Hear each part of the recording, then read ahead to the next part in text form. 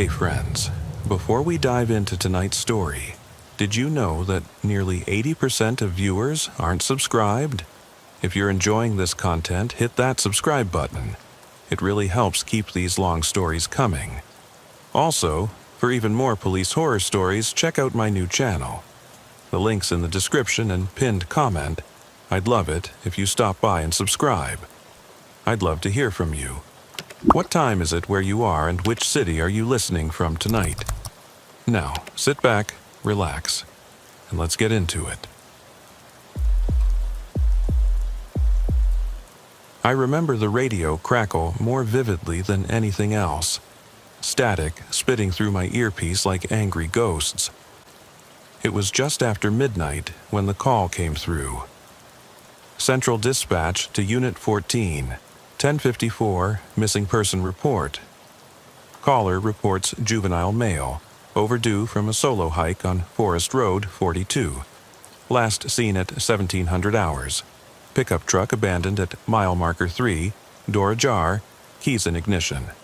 Possible hypothermia risk. Respond. Code 3.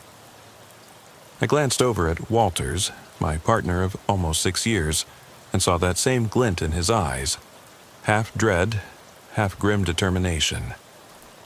We'd handled missing hiker calls before. Usually it was teenagers cutting their campsite trip short, wandering off the beaten path until they got spooked by wildlife or the dark. Every time, we found them shivering in a gully, safe, if miserable. This one felt different. The rain had been steady since sundown, turning the gravel road into a slick mess of clay and puddles. My boots squished each time I stepped out of the cruiser, and the headlights picked up every floating raindrop, like someone tossing dust in the beam. We parked half on the shoulder and half in the muck, engine idling. I killed the lights, so all we had was the deep black of forest around us, broken only by the yellow glow of our flashlights. Looks like the Ford F-150, I said, voice low enough that even through the radio he'd have to strain to hear me. The truck sat angled off the road, mud streaked all the way to the undercarriage. The driver's side door was open, hanging loose on its hinges. Dash light still on, illuminating the keys in the ignition like a neon promise. No footprints around it, only the tire tracks leading in, but nothing leading out. You see anything on the ground? Walters asked, kneeling to shine his flashlight along the roadside. I circled the truck once, checking under the wheel wells, peering into the bed. No sign of gear, no water bottles, nothing. He swept the light across the mud, looking for prints, and cursed softly. Not even boot prints. Did he vanish into thin air? I shrugged, but my gut tightened. He could have taken the trail at the east end. Map shows a faint spur, goes deep into the timber. Heard rumored logging access roads out there, but no prints? That rain's washing everything out. I clicked on my radio mic. Dispatch, Unit 14, confirming no tracks at the vehicle. Requesting coordinates for the nearest hiking trail junction. Static. Then, after a beat, copy, Unit 14, coordinates en route. That delay, just a few seconds, felt like forever. I stared into the beam of my flashlight as it cut a slice through the black. The rain pounded on my jacket hood. Inside, I felt my heart thump against my ribs, slow and heavy. Let's head in, I said, switching off the flashlight and patting the cruiser for my backup light. We'd only been a half-mile past civilization, but the darkness here had a weight to it, like a living thing pressing in from all sides. We climbed through the open door and stepped onto the muddy road, flashlights dead ahead.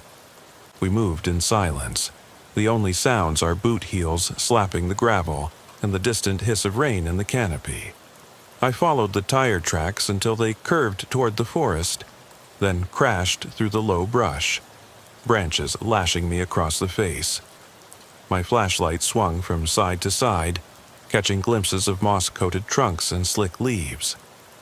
At the edge of the tree line, the mud gave way to a narrow trail, barely more than a deer run, widening every few dozen yards into patches of pine needles and leaf litter. Walters stopped. "Over here." His beam picked out something half buried in a ditch, a dirty nylon backpack, one of those red North Face things. The straps were torn, mud clinging to every seam. I knelt to examine it. Inside, a flashlight, a half-empty water bottle, and a GPS device still blinking its last known coordinates. The gauge read 20% battery. I could almost hear the kid's impatience when he hit that low battery tone. I snapped a photo with my phone and radioed it in. "Unit 14, I've located backpack. GPS battery low. Coordinates match reported subject.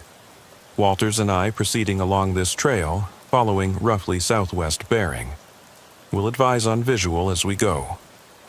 Less than a minute later, the trail split. One path climbed a gentle ridge, the other dipped between two rocky outcroppings. I crouched, studying the ground. Footprints. Small, narrow, and only one set. He'd been alone.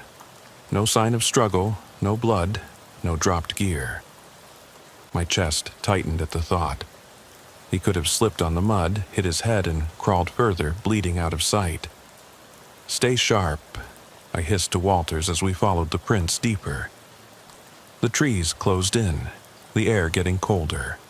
Water dripped from low branches, pooling on the needles below. Every so often, my light would catch something out of place. A bootlace, a scrap of jacket, the glint of aluminum from a water bottle cap. About 30 minutes in, I spotted his vest hook snagged on a root, torn half off. Long blonde hair matted with dirt and pine sap hung from the fabric. I swallowed hard. He was here, no doubt about it. The trail turned sharply uphill. I switched on my radio mic. "Dispatch, Unit 14. Subject appears to have gone off trail uphill. Elevation gain significant. Weather turning colder. Possible hypothermia risk in under an hour." I scanned the ridge. Tall pines loomed overhead. Branches groaned in the wind. I could feel my mouth go dry. As we climbed, the footprints became fainter, until finally they vanished near a hollowed-out stump. I crouched, shining the light inside. Nothing but darkness and the echo of dripping water. My stomach rolled. "Damn," Walters muttered. "Where'd he go?" I stood and peered up the ridge, flashlight beam swinging. That was when I saw the cabin. It was small, maybe 20 feet square, with cedar shakes for siding, visibly weathered. One side sagged, green mold streaking the wood. The door was slightly ajar, its paint chipped. A single window, its glass cracked, stared out like a watchful eye. No light inside. Something about that cabin made the hair on my neck spike. I'd read about hideouts used by criminals to stash firearms or drugs. Stash cabins, they called them. But this one didn't look rigged for trafficking. No makeshift antenna, no boards nailed over the windows. Just a lonely shack at the top of a cold ridge. I gestured for Walters to stay back. His flashlight caught on the doorframe, illuminating a muddy footprint on the threshold. I felt the weight of my service weapon heavy against my hip as I pushed the door. It groaned on rusty hinges, revealing a single room lit by moonlight filtering through cracks in the roof. Inside, the floor was bare earth. A rickety table stood in one corner, its surface scratched and stained. Empty cans and plastic wrappers littered the ground. Against the far wall, boards had been torn away, creating a jagged gap 2 feet wide. Beyond that, another room, pitch black. "Coverage?" I whispered into the radio. Silence, then static. I clicked it off. Too much interference up here. My breath clouded in front of me. I moved inside, flashlight leading the way. The floor creaked under my weight. I circled the gap and peered through into the next room. Just more dirt floor, more broken wood. But then I saw tracks, bare footprints pressed into the soil, leading toward a third opening in the back. That's when the hairs on my arms stood straight. I signaled Walters. He edged in behind me, gun drawn, light steady. We moved as one, feet soft on the dirt. No sound except the rain pattering through the holes in the roof. Then it happened so fast I couldn't believe it. A shape darted between the two of us, low and quick, slipping through the back opening. I raised my voice. "Freeze!" Idaho State Police. My heart thundered in my chest. The shape vanished into the darkness beyond. I chased after it, stumbling through the gap. Walters was right behind me. We emerged into a narrow corridor between two cabins. This one and another joined at a 30-degree angle. The ground was uneven, littered with fallen beams. My light caught on something shiny near my foot, a blood smear, bright red against the mud. I swallowed. "He's hurt." No answer. I didn't need one. I followed the smear around the corner, then froze. There he was, Adam Lawson, face pale, eyes wide, crouched against the far wall, clutching his arm, the fabric soaked through with dark red. He looked at me, terror-stricken. For a moment, I saw a scared kid, maybe 14 or 15, hair matted, skin slick with rain and sweat. Then he tried to crawl away. I stepped forward and sheathed my gun, reaching for my radio. "Medic, Unit 14, shots fired, suspect down, possible juvenile male with gunshot wound to torso. Coordinates now." Adam's eyes locked on mine. He choked a sob, clutching his arm so tight I could see pale bone under torn shirt. Shaking, I dropped to one knee beside him, pulling my jacket open to use as a makeshift tourniquet. "Hey, kid, stay with me, okay? You're gonna be okay." My voice sounded hollow even to me. I ripped off a strip of cloth and wound it above the wound. He whimpered as I tied it. Sirens wailed in the distance, growing louder. Rain hammered above us. I placed my hand on his shoulder. "Help's here, hang on." He nodded once, tears tracing mud on his cheeks. Then he closed his eyes. I unholstered my gun again, scanning the corridor. No other movement. I stood, rain soaking through my gear, and looked down at him. Sirens pulled closer. In that moment, I felt the full weight of everything. Fear, relief, the sick knowledge of how close life and death can be on a cold, deserted ridge in Idaho. And I knew that none of us would ever walk away from that night unchanged. The hollow thump of my heartbeat was louder than the rain as I radioed in the situation. Through the static, I could barely make out dispatch repeating my call before they cut back to other traffic. My breath was ragged, condensation hanging in the air as I crouched beside Adam. The numbness in my fingers was setting in already, cold, wet, and shaking, but I pressed on the makeshift tourniquet until the bleeding slowed to a dark, oozing trickle. "Adam, can you tell me your name?" I asked quietly, voice barely above the rain's roar. His eyes flickered open. Adam Lawson," he stammered, each word a struggle. I nodded, trying to keep my own voice steady. "That's right, you're safe now. Just hang tight." Sirens rounded the bend. Walters had marked our location, and within moments a pair of EMTs splashed into the corridor, their yellow slickers shining in my flashlight beam. They dropped to their knees beside me, peeling back my improvised bandage. "He's going into shock," one muttered, eyes trained on the wound. Instantly, they worked with practiced efficiency. Fourth line, pressure dressing, vitals. I stood back, rain dripping from my hair, and watched as they loaded him onto a stretcher. "Can you walk him out, deputy?" the lead medic asked. "I'll clear the path," I said, hefting my radio to my shoulder. The corridor creaked under our weight as we moved back toward the doorway we'd entered. Walters fell in beside me, his flashlight carving a path through the gloom. Each step echoed on the wooden floorboards, cracked, rotten, and I kept scanning for any sign of the kid who'd shot Adam. There were still blood spatters on the walls, small smears that spoke of frantic movement. I pressed on my belt mic, Unit 14 en route to evac. No other suspects in sight, but evidence of a second person here. Recommend K9 unit on scene for a full sweep. A distant bark answered me, either my imagination or the early approach of a police dog. My teeth chattered as we climbed back through the gap into the main cabin. Walters held the door for the EMTs as I took point. Flashlight grazing broken furniture, spilled cans of beans, a child's toy truck lying half buried in the dirt. Nothing felt staged. This was a living place once. Now only memory and blood remained. Outside, the rain had slackened to a steady drizzle.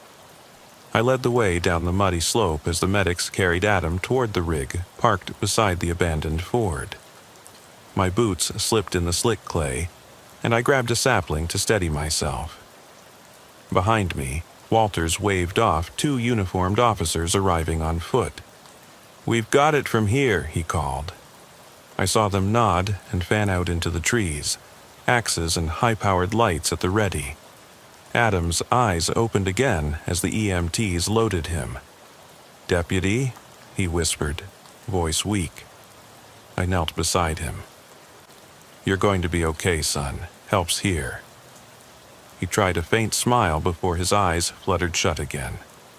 I climbed into the front seat of the ambulance and watched as they strapped him down, the medic cutting away his jacket to get a better line on the wound. My radio crackled.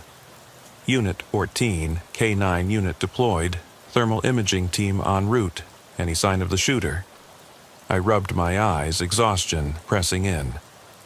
"Negative. Tracks go cold at the cabin. All exits checked. We'll need air support once this stops raining." "Copy that. ETA for choppers, 20 minutes. 20 minutes? That felt like an eternity in this hellhole of mud and memory.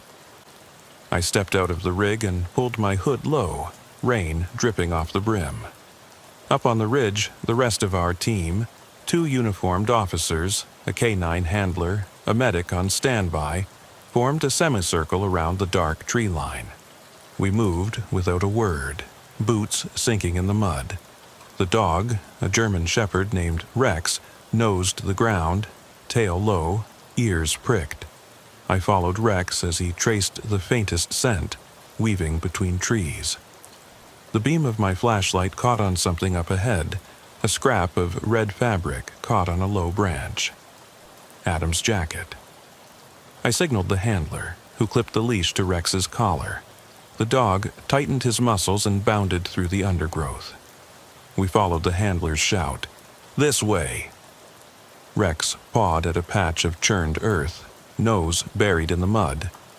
Suddenly, he lunged forward, barking, and we converged on a shallow depression under a fallen log. There, half buried in wet leaves, lay the shooter's pistol. Small caliber, likely a .22. I picked it up carefully by the grip, noting the mud smeared across the barrel. "Got you," I breathed, flipping it to check the serial. While Walters called in the find, I vaulted the log to check the area beyond. The forest floor sloped sharply, leading to a narrow ravine still choked with underbrush. I squeezed through a tangle of alder branches and found fresh prints leading down into the gully. They were feet. No shoes. Bare prints tracking deeper. I swallowed hard. Whoever this was, they'd ducked into waterlogged ground where no tracks could remain. A flash of movement caught my eye. A dark shape slipping into the water's edge. "Over there!" I yelled. The officers fanned out, guns raised. I sprinted toward the sound, branches whipping my face, heart hammering. By the time I burst into the clearing, the shape was gone. Only ripples stained the reflection of moonlight on the water. "Searchlight!" I barked into my radio. Within seconds, uniformed officers trained a high-powered beam across the ravine. The glaring light swept up to the opposite bank and froze on a hunched form crouching behind a boulder, face shadowed under a soaked hood. The figure rose slowly, arms raised. "Stay right there!" Walters shouted, leveling his weapon. I skidded to a halt beside him, flashlight and pistol trained on the suspect. My pulse pounded so fiercely I could feel it in my jaw. The shape stepped into the light, wet hair plastered to their face, eyes wild. But it wasn't Adam, it was Adam's mother. Silence slammed into us harder than the gunshots had. She stared at me, tears mixing with rain, lips trembling. Then she spoke, voice raw. I followed my boy. I had to know. I glanced at Walters, confusion and dread in his eyes. "Ma'am, get down!" But before I could finish, she fell to her knees, hands clasped at her chest. "He's not here. He's gone." Her head drooped, and she collapsed face first into the mud. I caught her before her forehead hit a rock. Her heartbeat was faint, trembling. "Medic!" I yelled, dropping to my knees beside her. The EMTs were already sprinting across the ridge. I pressed my hand to her back, trying to clear her airway as they knelt beside her. She coughed and blinked up at me, glazed eyes searching mine. "Where is he?" she whispered. I met her gaze and felt a chill slide down my spine.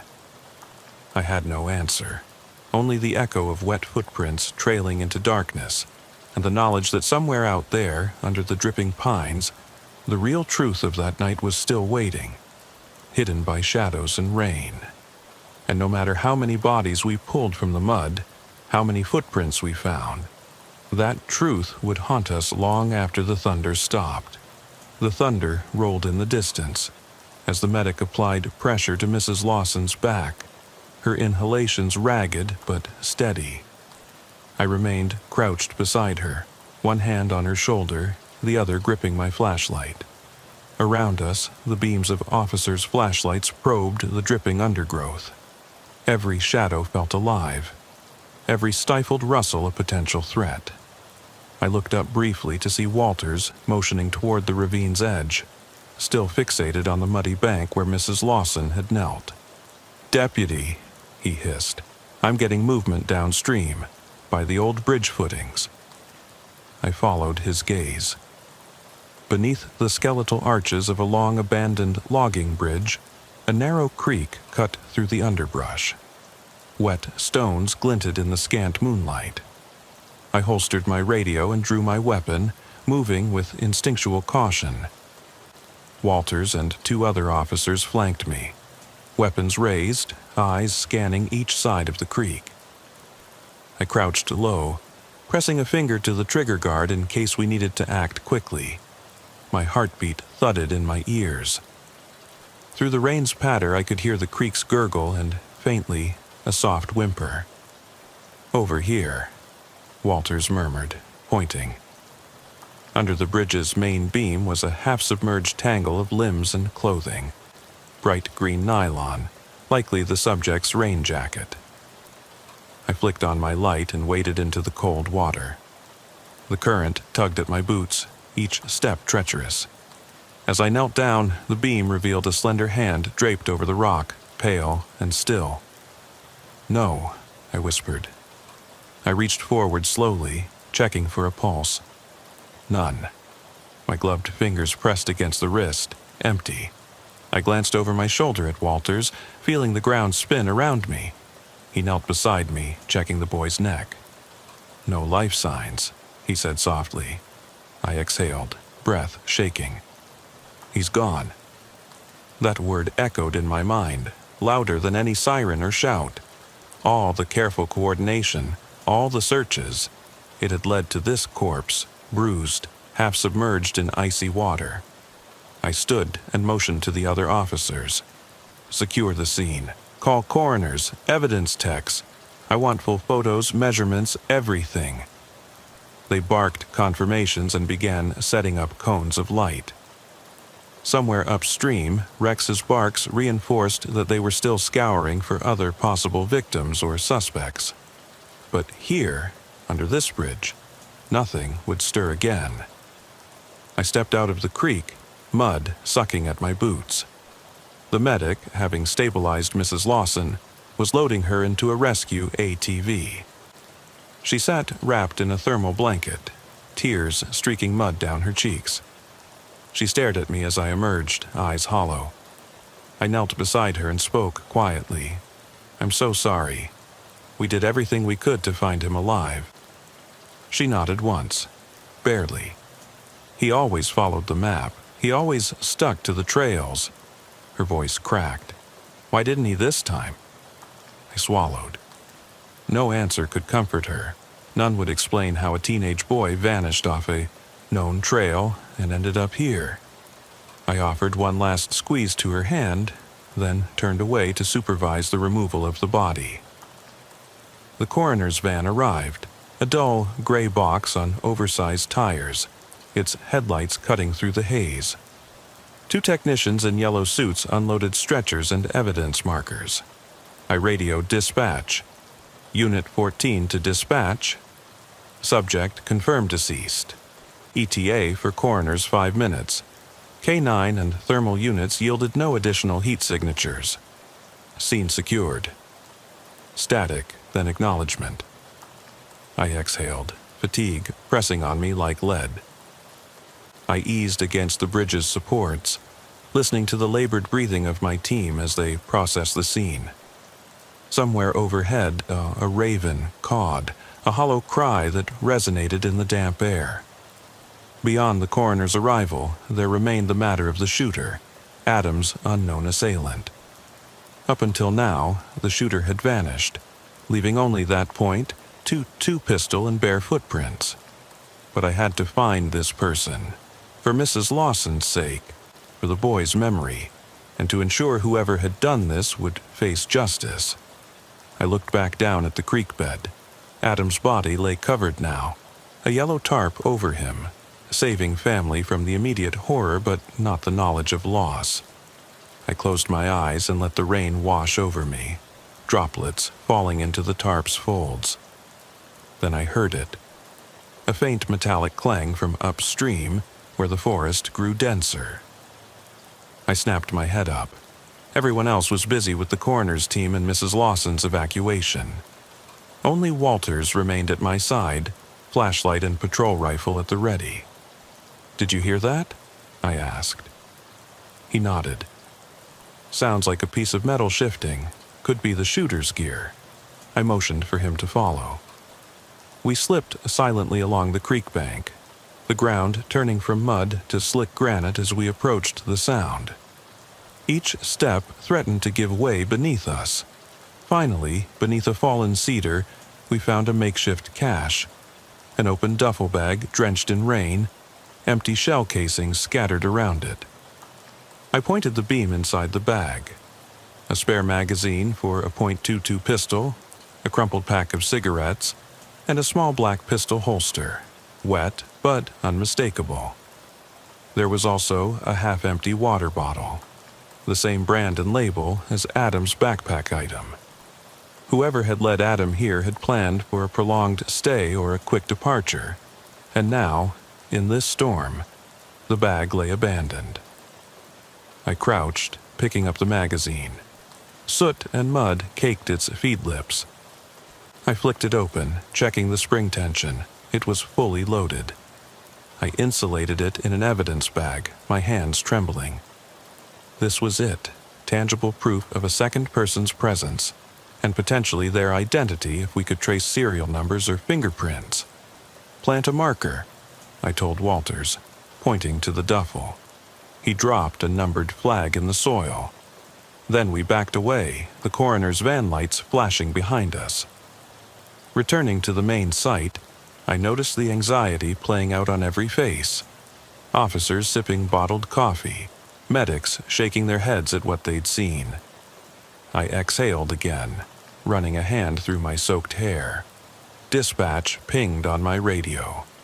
Unit 14, we have a faint ping from subject's GPS. Last coordinate 0.2 miles west of current scene. Attempting recovery via helicopter beacon. That gave me pause. Adam's GPS was damaged, but the micro battery had enough juice to send out one last signal. West of the bridge, into the heart of the forest, where darkness pooled thicker than ink. If there was anything left to uncover, evidence, a witness, or even the shooter's hideout, that was where we had to go next. I radioed back. Copy that. Meet me at the northwest perimeter in 10. I'm going in on foot. Bring minimal gear. Just weapon, light, compass. No one else knows all the angles here but me and Walters. My partner slid next to me, shouldering his flashlight. Ready? I nodded. Let's finish this. As we stepped away from the stretcher-laden ambulance and into the forest interior, my mind churned through scenarios. How a young boy wound up in these trees. The methodical way his shooter had lured him, and the chilling thought that someone with the skill to avoid all our teams, our dogs, and our thermal cameras was still out there. The rain had eased to a mist, rising from the ground in curling wisps. My boots sank into damp leaves. Each step forward echoed in the hushed cathedral of Douglas firs. I felt the weight of my service badge against my chest, the cool metal a reminder of the oath I'd taken. Up ahead, in the gloom, I saw it. The faint glow of the GPS beacon, pulsating like a distant heartbeat. The forest closed in around us. I lifted my flashlight, its beam slicing through the mist. "Stay on my 6, I whispered to Walters. He acknowledged with a silent nod, boots soft on the forest floor. We crossed a shallow creek on stepping stones slick with moss. My senses sharpened, every muscle coiled for action. The beacon lay beyond one final rise, a knoll crowned by ancient pines. At the top, the forest floor fell away into a small clearing. In the center sat a shallow pit, the loose earth scattered around it. The GPS marker floated on the surface, the antenna of Adam's device protruding from the soil. I dropped to my knees and carefully unearthed it. But next to it, half buried beneath wet leaves, I saw something that made my blood run cold. A single, child-sized footprint pressed into the mud, but no heel, only the imprint of toes and the arch, like a bare foot dipped and lifted, delicate and deliberate. I stared at it, incredulous. Who would move barefoot through this cold, muddy forest? And why leave only one print? My radio crackled. Unit 14, update. We have multiple heat signatures entering the area from the east. I looked up, heart pounding. Walters raised his rifle, eyes narrowing. Figures, 4 of them, moved through the trees, their forms blurred by the mist. I whispered into my mic. All units, converge on my location. Hostiles possibly armed. Stay alert. In that instant, the forest seemed to inhale, and I felt the line between hunter and hunted blur. The soft patter of boots on wet leaves grew louder, closer. I gripped my weapon tighter, knuckles white under the rain-slicked stock. The clearing stretched out before me, empty except for the pit and the ghostly GPS glow. The figures paused at the tree line, shadows among shadows. I took a breath, bracing for what came next. Behind us, the helicopter's spotlight swept across the treetops, a pale yellow arc cutting through the darkness, closing in. But in that moment, caught between the Earth's breath and the circling light, I realized we were no longer simply searching for answers. We were about to cross into something far darker, something that had been waiting in these woods long before any of us arrived, and that would not let us leave unmarked. I shouldered my weapon and stepped forward into the clearing, ready to face whatever emerged from the mist. The rain had stopped. Silence fell like a veil. And then the figures advanced, slow, deliberate, each step a promise of violence, each shape a question with no answer. I lifted my flashlight. Its beam hovered on the first figure, the barrel of my rifle trembling in my grip. And then everything changed. The forest seemed to hold its breath as the first of the figures stepped from the mist. I froze, heart pounding, finger tight against the trigger. His coat was soaked through, dark fabric plastered to his frame, but I could see the curve of a hip holster beneath. Behind him, the others fanned out in 2 rows, silent and deliberate. "Idaho State Police," I called, voice low and steady, every muscle coiled, hands where I can see them. The man in front paused, his hood slipping back to reveal a pale face framed in dark curls. His eyes met mine, cold, unreadable. He raised his palms slowly, exposing blood-smeared fingertips.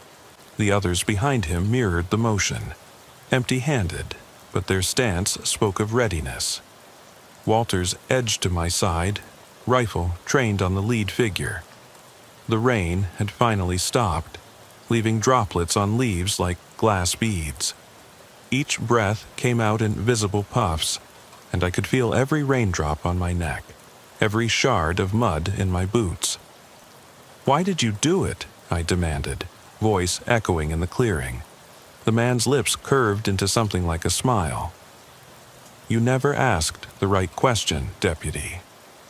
His voice was quiet, almost gentle, but carried unmistakable threat. I felt a chill. "What question?"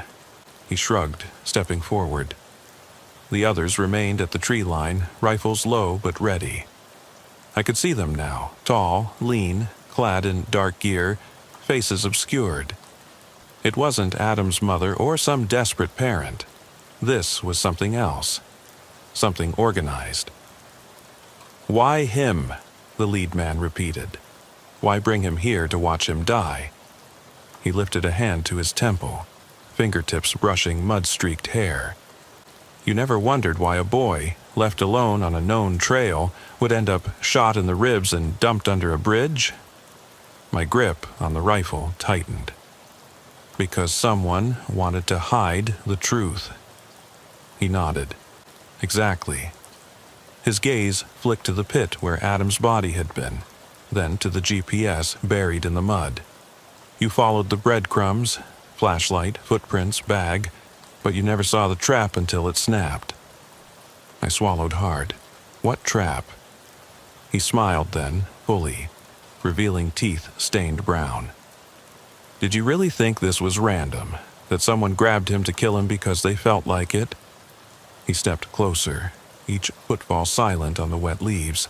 Number he was bait. I frowned, heart hammering. Bait for what?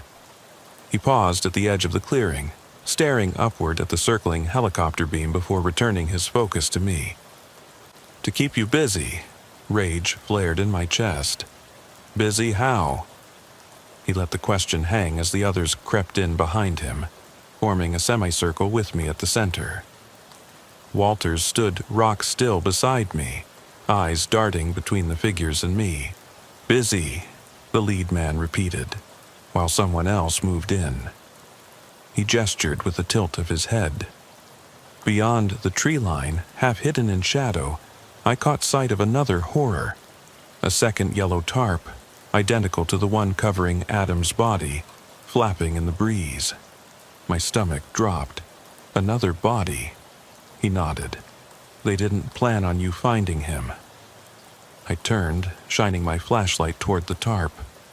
Under the wavering beam, I saw the shape of a body, smaller, slumped at an odd angle, and there, too, a single bare footprint beside it. Only one. My jaw went dry. "Who are you?" He chuckled, a sound like water dripping in a cavern. "We are the ones left unseen. We are the stories that vanish before dawn. And now that you've found us, Deputy, you're part of the story, too." He took a deliberate step forward, and I felt the air thicken as if the trees themselves were leaning in.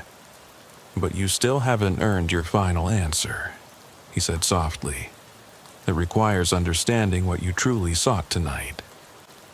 I swallowed, voice tight. "I came for a missing boy. I came to save him." He cocked his head. "And you almost did.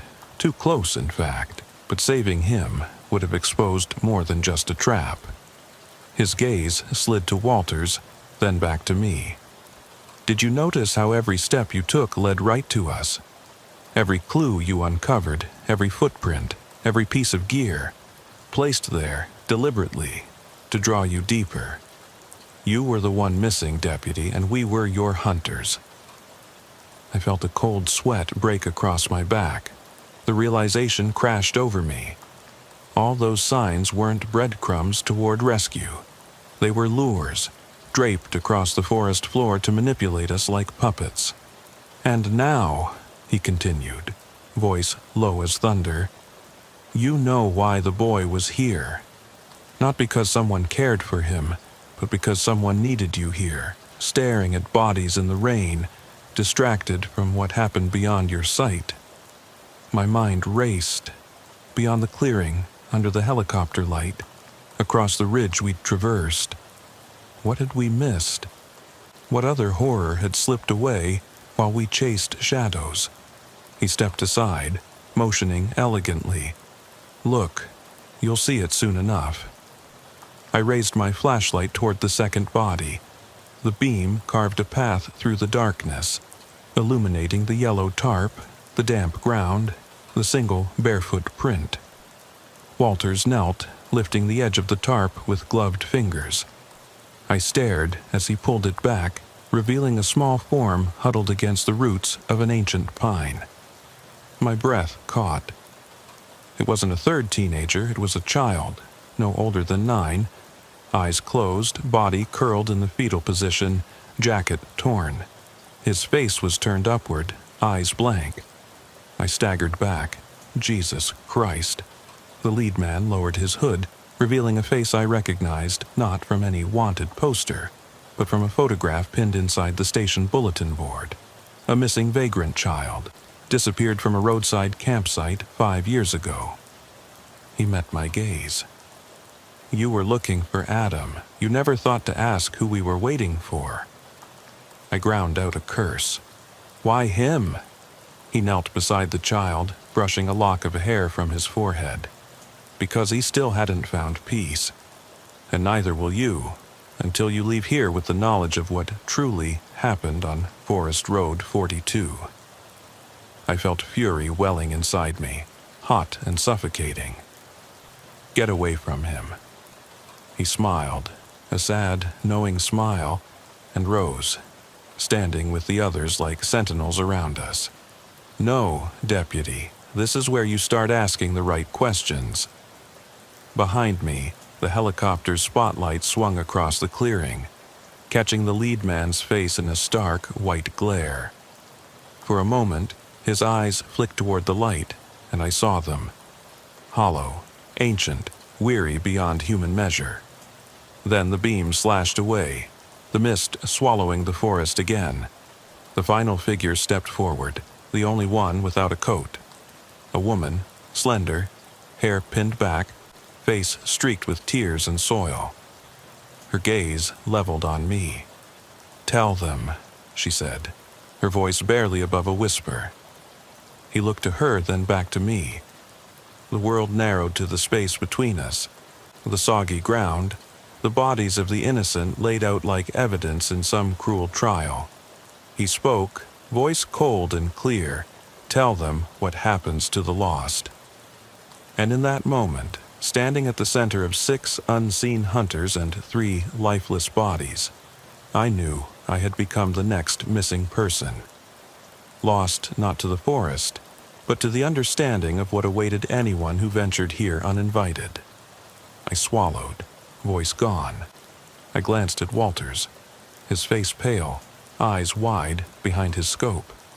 Then back to the figures around us. They waited, patient as stone. I lifted my flashlight and leveled it at the lead man's chest. "I want answers," I managed, words trembling. I need to know what happened to Adam, to the boy, to the child, and what happens to the lost. He nodded once, gravely, and raised a hand. The others did the same. In unison, they began to step, back into the trees, forward into shadow. "Follow the footprints," he said, voice echoing. "Only then will you understand truth. Only then will you be found." Then they melted into the mist, leaving me alone in the clearing with Walters, the child's still form, and the rain-soaked earth beneath our boots. The helicopter's rotor wash fell silent overhead as the spotlight retracted. Darkness returned, thicker and more oppressive than before. My heart thundered in the hush. I lowered my flashlight to the earth. There, etched in mud, the single barefoot print pointing away from the clearing, deeper into the forest. I turned to Walters, voice raw. "We follow them." He nodded, shouldering his rifle. I lifted my badge, pressed it to my lips, and whispered into the mist. "Idaho State Police. We're coming." With that vow, we stepped forward together, into the darkness, into the unknown. Hunters now turned hunters, bound by a promise that none of us would remain lost. The trees closed in around us as Walters and I pressed deeper into the forest, following that single barefoot imprint into the wet loam. The mist hung low, draping everything in ghostly gray, and every branch dripped like bleeding veins above our heads. My flashlight's beam danced over moss-covered roots, rotten stumps, and low ferns slick with rainwater. I could feel my uniform sticking to my skin, cold and clammy, every muscle tense. Behind us, the distant thump of the helicopter's rotor grew faint.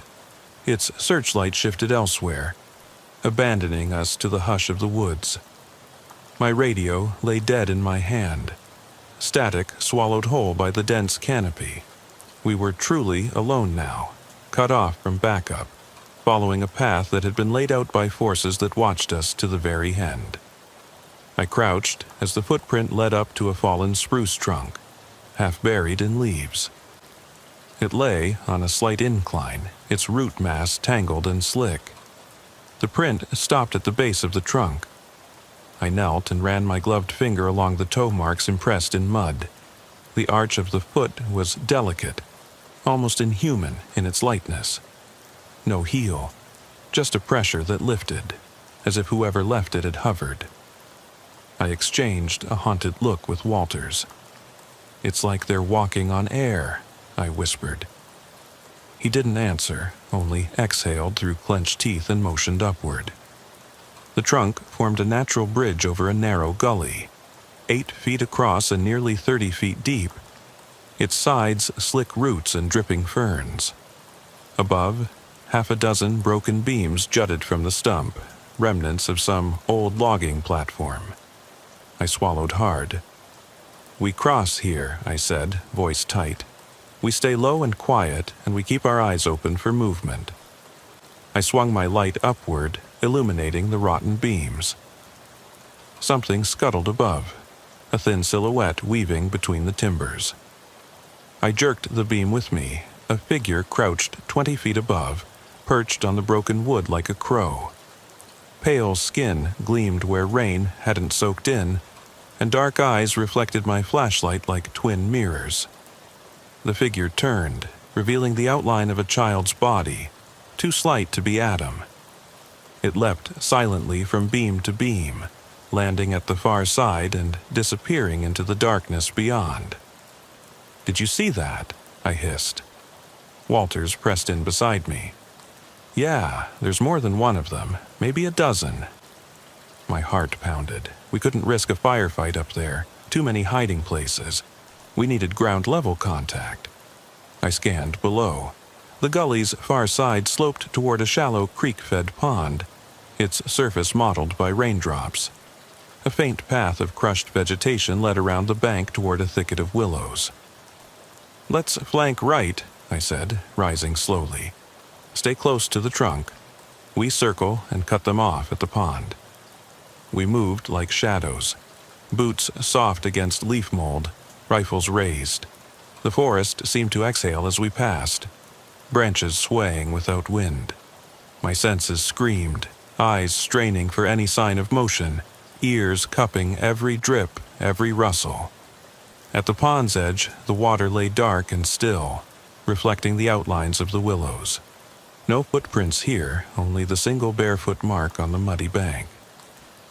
I paused.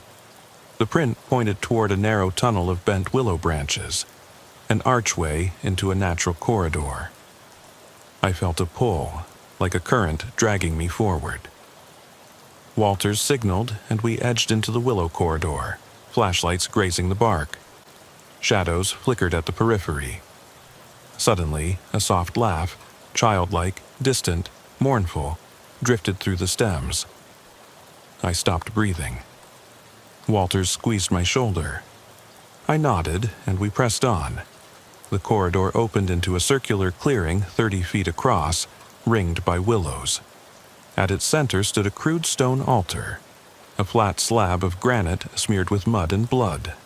On it lay 3 small objects arranged in a triangle. Adam's GPS unit, the mother's locket we'd bagged from the creek bank, and a single battered police badge, our own. I swallowed, throat tight. The badge gleamed in my beam, the serial number still legible.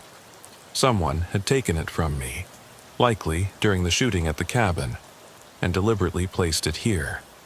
This was a message. A soft footstep behind me made me whirl around. Walters stood leveled on me, eyes wide. Then I saw them. At the edge of the clearing, 6 figures, the same ones who'd confronted us, stood motionless in the gloom, watching. Each held something in their hands. Scraps of our gear, bits of Adam's clothing, trinkets from the scene. They formed a silent circle, separated from us by 10 yards. My mouth went dry. I raised my flashlight and rifle, leveling them at the nearest figure. A woman with soil-blackened hair and tear-streaked face. She tilted her head curiously. "They're tokens," Walters murmured. "They're marking every victim, every moment like trophies." I swallowed. "Why show them to us?" I demanded, voice echoing. "What do you want?" The woman stepped forward into the clearing, each foot bare and silent. She crouched by the altar and picked up the GPS unit, turning it over. The rain-blurred face of the device reflected in her dark eyes. She opened my old badge case and let the badge dangle from her fingers. "Witness," she whispered. "Your witness." I felt the blood rush in my ears. "I don't understand." She glanced up. "But you will. Tonight, you bear witness to what happens when the missing are found, and what happens to those who find them."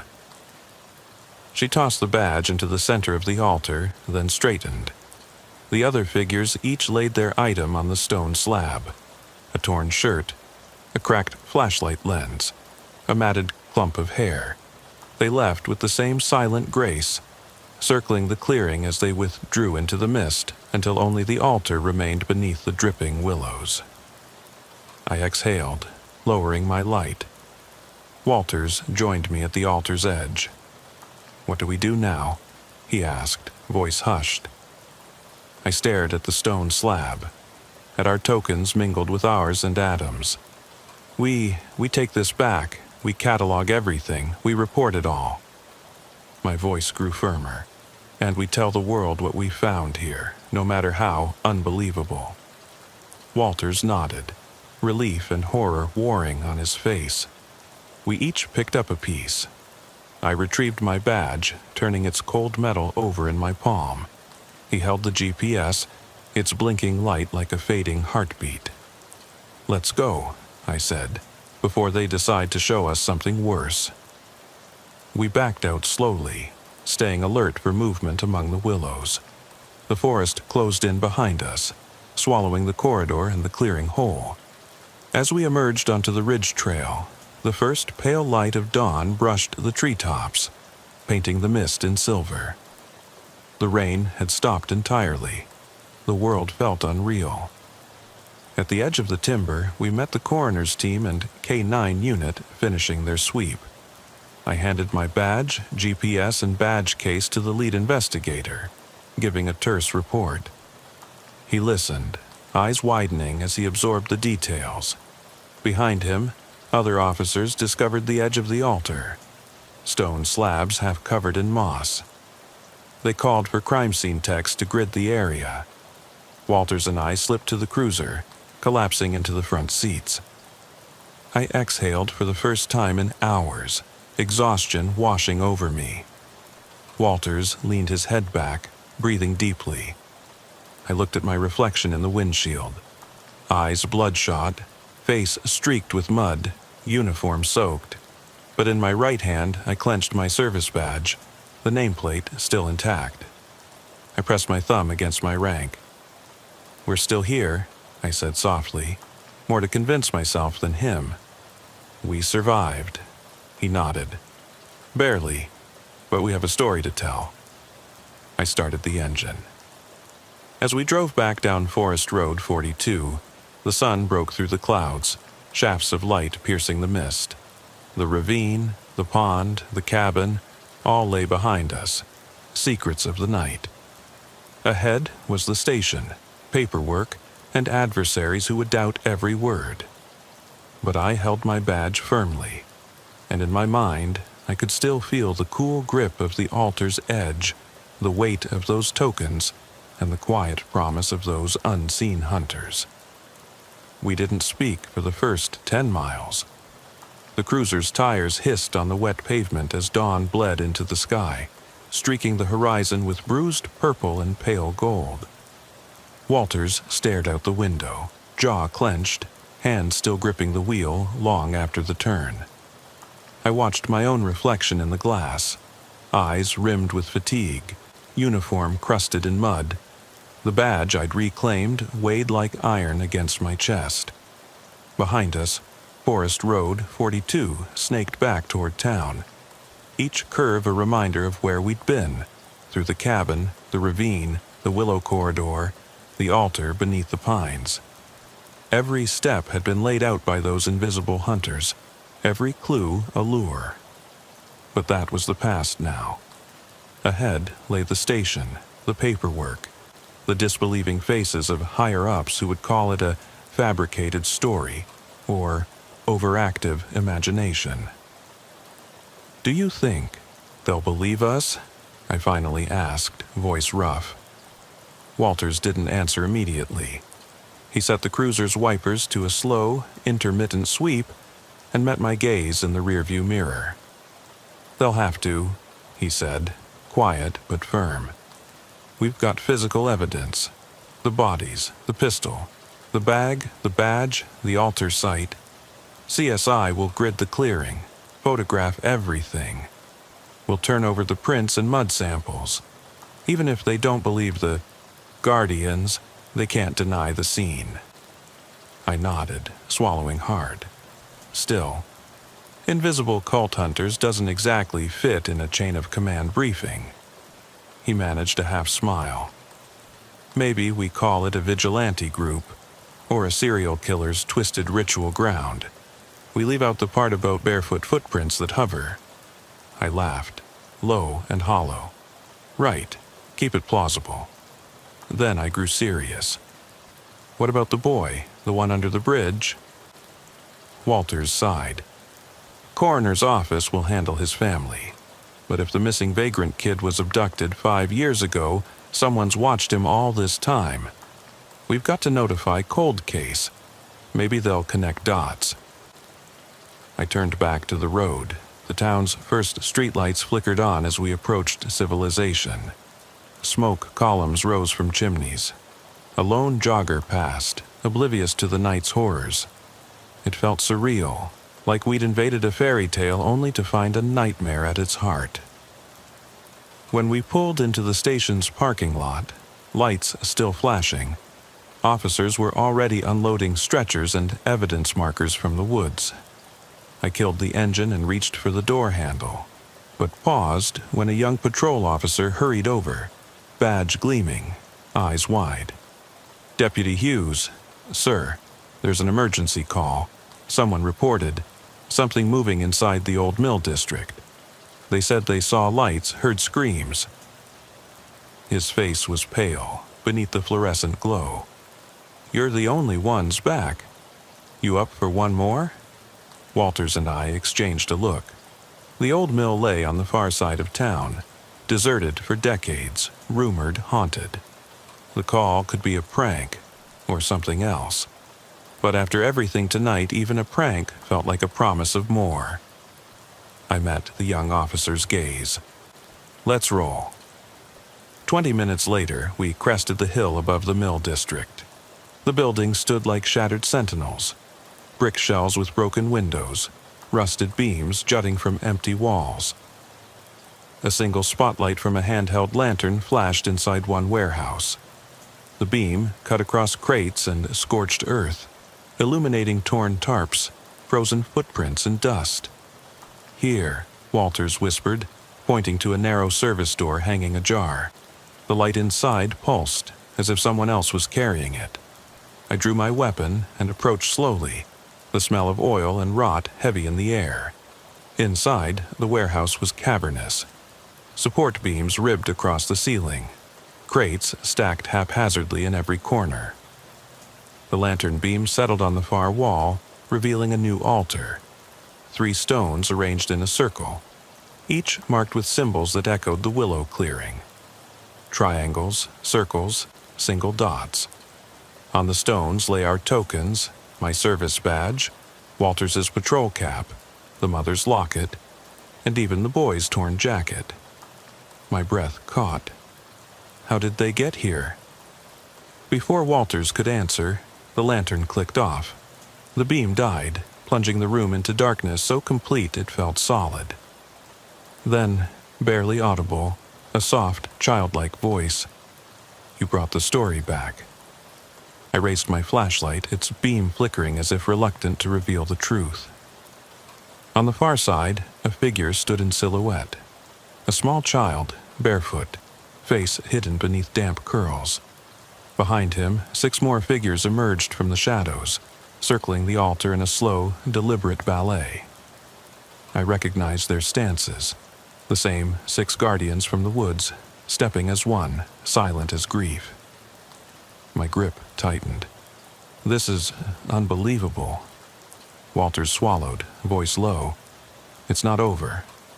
I took a step forward. "Why here?" The lead figure, no longer the man from the clearing, but something changed, more ancient, spoke, voice echoing in the cavernous space. "Stories must be carried beyond the trees." He stepped aside, revealing another child's form kneeling by the altar. A girl, no older than 7, eyes luminous in the beam. She looked up at me, lips parting in a sad smile. "I waited for you." My chest tightened. "You, how many are there?" The guardians raised their hands, and from the darkness more figures emerged. Children, teens, even adults, their faces gaunt, eyes hollow. They took their places around the altar, tokens laid before them, souvenirs of lost lives. A chill swept through me. "You collect them." The ancient figure nodded. "We gather the missing, weave their stories into the dark. We are the wraiths of the forgotten, the witnesses to unclaimed sorrow. When someone finds a story, it must live again." I realized then that the rituals, the footprints, the altars, the tokens, were not traps to kill, but to summon us, to bear witness. Each scene was a chapter, each body a testament. We had followed the narrative, word by word, until we stood at the finale. I raised my voice. "What happens now?" The wraith stepped closer, so near I could see the water droplets on his skin, the sorrow etched in his eyes. "Now you carry it forward, you speak their names, you tell their stories. Only then will the missing find rest." He gestured to the stone altar. The tokens glowed faintly in my flashlight beam. One by one, I touched them. My badge, Walters's cap, the locket, the torn jacket, feeling the weight of every lost life. Then I looked at the children kneeling there, children who never made it home, waiting in twilight for someone to remember. I swallowed hard.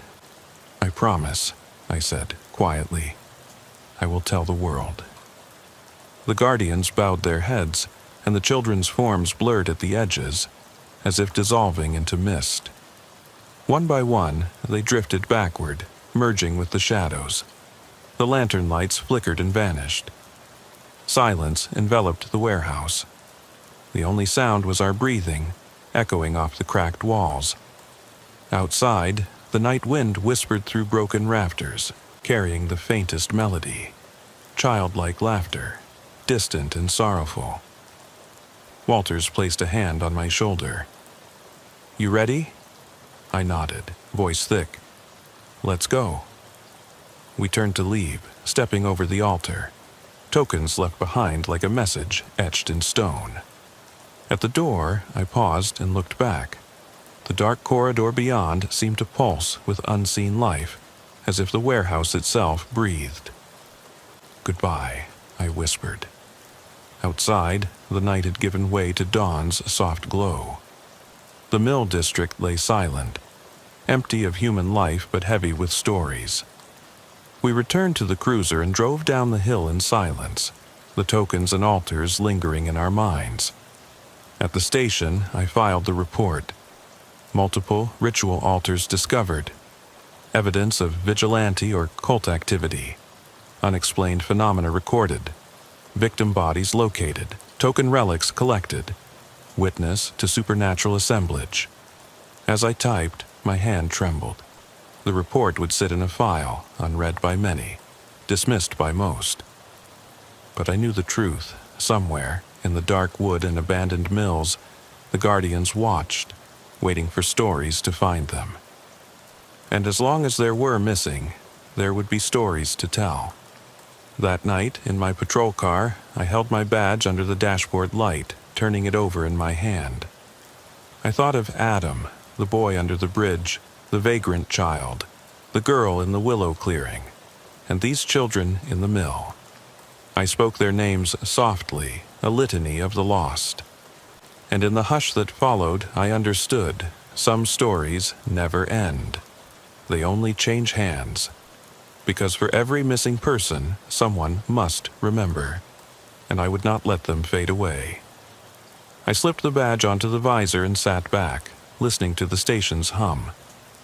Outside, lights shifted in the lot, radios keyed up, boots on concrete. Normal life resumed.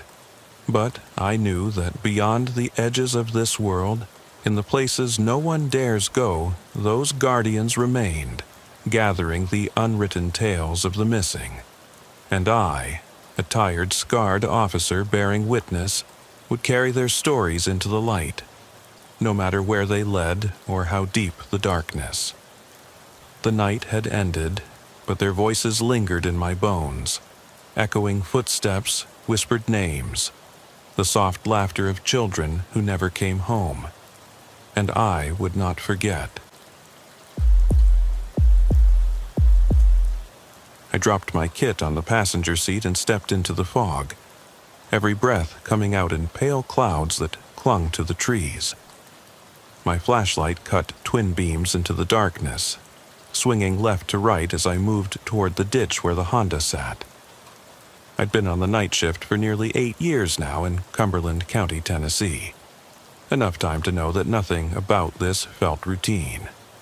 The radio crackled behind me with dispatch chatter. Unit 4 reports status. I keyed the mic with a thumb that wouldn't stop trembling. Officer Miller en route. Possible missing person, Forest Service Road 17, mile marker 12. The ditch was ankle-deep in mud, the Civic's rear bumper caked and glistening. The driver's door hung open, frame crooked, as though whoever'd stepped out had done so in a panic. No footprints around the sill, just a slick surface of wet leaves. Inside, water bottles rolled under the seats, caps off, some half full, some empty. I crouched to peer in, heart hammering. Flashlight caught the empty passenger seat, a discarded leather glove, one only. I pressed my back against the metal door and called to my partner, Deputy Alvarez, who was covering the far side of the vehicle. "Check under the car for signs of drag marks. I'm going around back." My boots sank into the mud as I moved. Every step felt louder than the last. Up ahead, the light from Alvarez's flashlight painted trees in stark relief, but beyond her beam was a wall of blackness. I called out. "Anything?" "Nothing," her voice answered. "No shoe prints, no blood, just—" She paused. I heard her intake of breath. Just the road, and it's dead silent. Even the cicadas, I thought. At this hour, they'd usually be relentless. A frog croaked once, somewhere distant, and then it was gone. I moved past the rear window and into a shallow depression where the ground tilted toward the underbrush. My flashlight swept across tangled undergrowth. Thorny briars, half-rotted logs, the skeletal remains of small animals caught in root crevices. I clicked my tongue. She couldn't have wandered far if she froze. Maybe she's hunkered down nearby. I drew my handheld radio from my vest. "Dispatch, ping her phone if you can. Let me know coordinates." I cursed under my breath, knowing this stretch had no cell service. That was why she called from her car. Maybe, or the battery was dying. I stuffed the radio back and advanced, light skimming tree trunks. Then I heard it, the faintest whisper of movement, a soft snap like a deer stepping on a twig. I froze, breath hitching. My brain raced, deer, raccoon, local drunk squatting. I aimed up the beam and scanned. At first, nothing. Then, nearly 20 yards off to my left, I saw it, a flash of cloth against bark. I approached slowly, fists clenched at my belt. The shape, tall, too tall, shifted. "State Police," I announced, voice firm. "Come out where I can see you." No response. My beam swept up. 7 feet tall, shoulders broad as a car hood, face obscured by shadow. He stood with an unnatural stillness, hands at his sides. I recognized him from neighborhood tips. Big Reynolds, locals called him. Terry Reynolds, handyman, biker, ex-Marine. Known for pulling kids out of burning cars, yes, but also known for anger issues after the divorce. His broad frame heaved as he watched me. I blinked. "Reynolds?" I tried a friendly tone, though my insides roiled. "You out here?" He knelt and picked something up off the forest floor. A rusty shovel head, handle snapped long ago, jagged at the wood. He rose, carrying it like a makeshift club. My pulse doubled in speed. Training shot through me. Target acquisition, suspect warnings. But I swallowed the words. No time for escalation. This could trigger violence. I stepped back, flat on my heels. "Terry, put that down. I'm here on a missing person call. You haven't seen anyone?" No reply. The beam of my flashlight darted across the uneven metal head, tarnished and dull, then back to his face, which remained in deep shadow. Something in his posture told me this wasn't about me. It was about the frustration, the rage bottled up inside. But I couldn't afford empathy now. I tapped my vest's radio button. "Dispatch, send backup. Possible armed subject shovel, 17-12 Forest Road. Need unit on scene ASAP." My words felt hollow in that living tomb of trees. "Terry, I need you to step away and drop that thing." My breath rattled. He took one step forward. I tensed, ready to draw my firearm, but the angle placed me between him and 3 private cabins just beyond the clearing. A stray bullet could kill an innocent. I inhaled sharply, holstering the weapon. "If I have to, I'll use OC," I warned, thumb hovering over the canister. "But I don't want to." His silhouette paused. I saw that one side of his jaw hung lower, twisted like a broken hinge. Under the moonlight, dried blood crusted on his cheek. I realized then that wasn't natural swelling. It was old, cockeyed, grotesque, a new, jagged scar. His lower lip drooped. "He's hurt," I forced the words out. "Hosp?" He pulled his hood over his head and raised the shovel. Moonlight glinted on chipped paint from a patrol cruiser clasped in my belt. It was second nature. I stared at it to steady my nerves. He swung, then, a wide arc aimed at my midsection. The wind whooshed as metal hissed inches from my chest. I ducked left, heart in my throat, and stumbled backward, mud spraying. The beam of my flashlight spun, catching his outline crashing through ferns as he lunged again. Instinct took over. I dropped the radio and wrenched the grip of the OC. The wind was in my favor, I hoped. I aimed at his chest and squeezed. A burst of white mist turned the clearing ghostly. He roared, stepping back as the spray hit. 2-3 seconds of agony as he clawed at his eyes. He dropped the shovel and sank to his knees, coughing. I didn't hesitate. I rushed forward, yanked plastic cuffs from my belt, and snapped them on his wrists behind his back. My fingers shook so badly I almost couldn't click the lock. "Reynolds," I said, voice hollow. He slumped, sweat mixing with tears in his eyes. "I need EMS here, now." I called into my radio, voice uneven. "Possible head injury, trauma, 10 to 50 to suspect bleeding jaw. ETA on medics?" Alvarez's voice crackled back. 2 minutes out, she said, urgent. Her headlights bobbed at the road's edge. I turned Reynolds onto his side to clear his airway. His breaths came shallow, raspy. His eyes rolled back as he blacked out. I pressed my ear to his chest, heartbeat erratic. I drew my radio back, clipped it to my vest. "Dispatch, suspect is unconscious. Maintain medics ETA 2 minutes, missing subject still at large." I crouched beside him, flashlight tracing the scar's ugly curve. I felt bile rise, then flinch as I heard a soft rustle. Beyond the ditch, a crackle of branches. My gun hand hovered on my holster. I tensed to move on the new threat, but felt my legs glued to the ground. My breath caught, mind racing. If Terry Reynolds could hide here, so could whoever we were looking for. Or worse. I pressed the flashlight beam into the woods. My pulse pounded in my ears like a jackhammer. And then I saw her. A flash of jean jacket, tangled hair, pale face pressed against the trunk of a sugar maple 20 yards away. She held a phone in one hand, screen dimmed, fingers still on the call button. Her eyes were wide, terrified, shining back at me. Relief and dread warred in my chest. I'd found her, but where had she been? How long had she been watching? I drew a deep, rattling breath and signaled Alvarez. She crouched next to me, eyes fixed on the figure in the shadows. I clicked my tongue. "She's right there." My voice hardly a whisper. Then louder, "Ma'am, come here. You're safe now."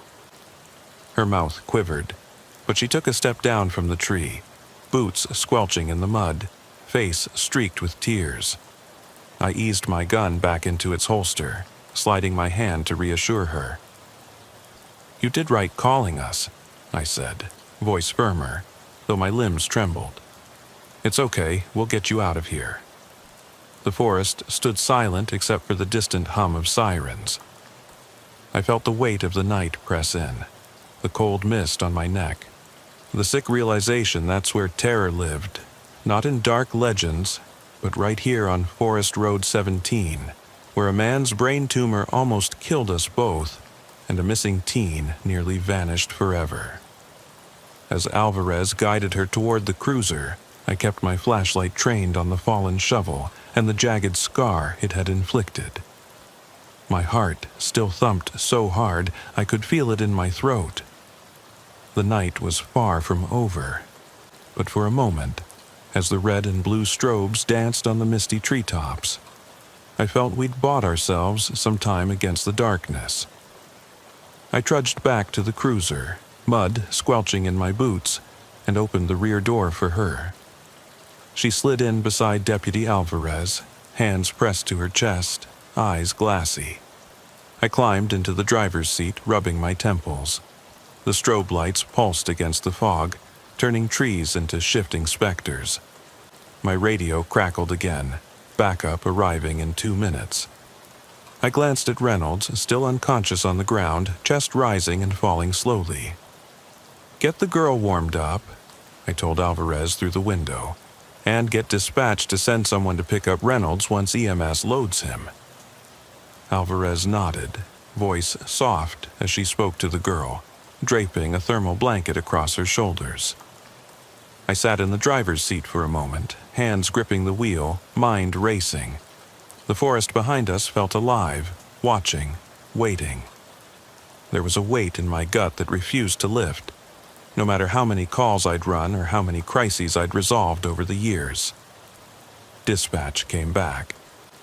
Unit 4, medics ETA 2 minutes, K9 an additional unit staging at the county line. I exhaled, eyes closing briefly. "Copy that," I replied. "Unit 4 clear, staging for next assignment."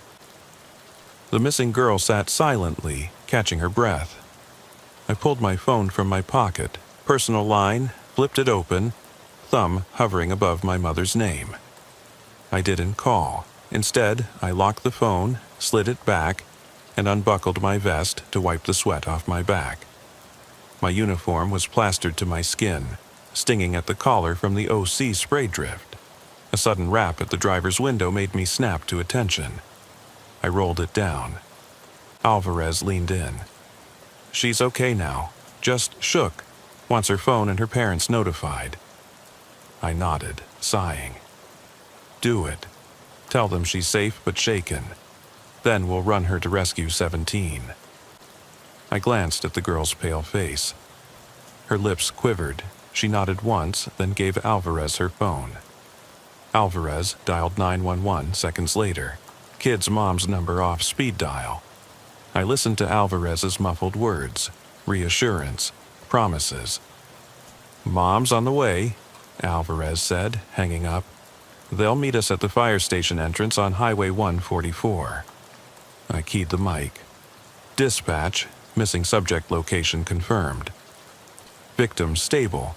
Advise command we're extracting to Fire Station 9. Highway 144 static, then copy." I closed the window, leaned back, and stared out at the shimmering mists. Reynolds' shovel lay near the ditch, handle pointing to the sky like a grave marker. The memory of that swing, the sheer force behind it, still pressed on my shoulders.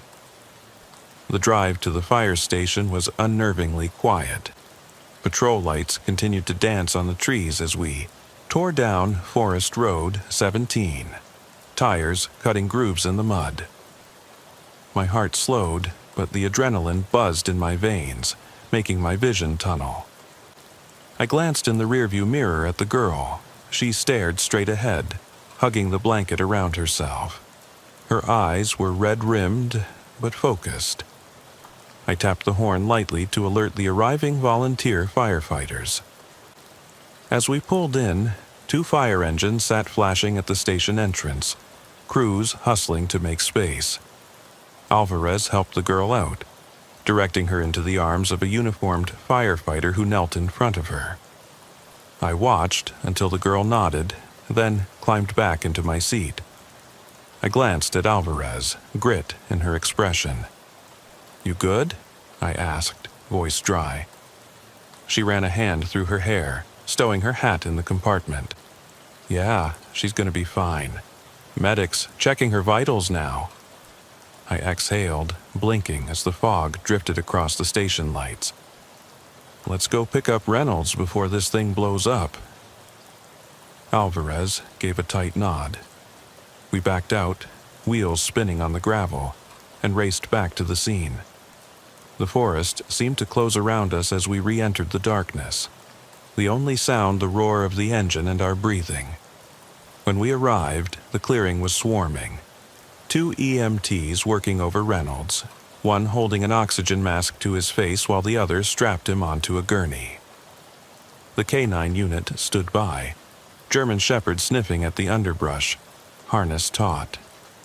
A uniformed trooper hovered near the patrol cruiser, flashlight trained on the fallen shovel. "Got him?" I shouted over the engine. The EMT motioned yes, sliding Reynolds onto the stretcher. "Watch the head wound," the medic cautioned. "He's stable now, but keep his neck immobilized." I nodded and helped guide the stretcher toward the ambulance. His head lolled slightly, a dark bruise blooming around the stitched scar. He moaned softly as they loaded him in, cuffs still securing his wrists behind his back.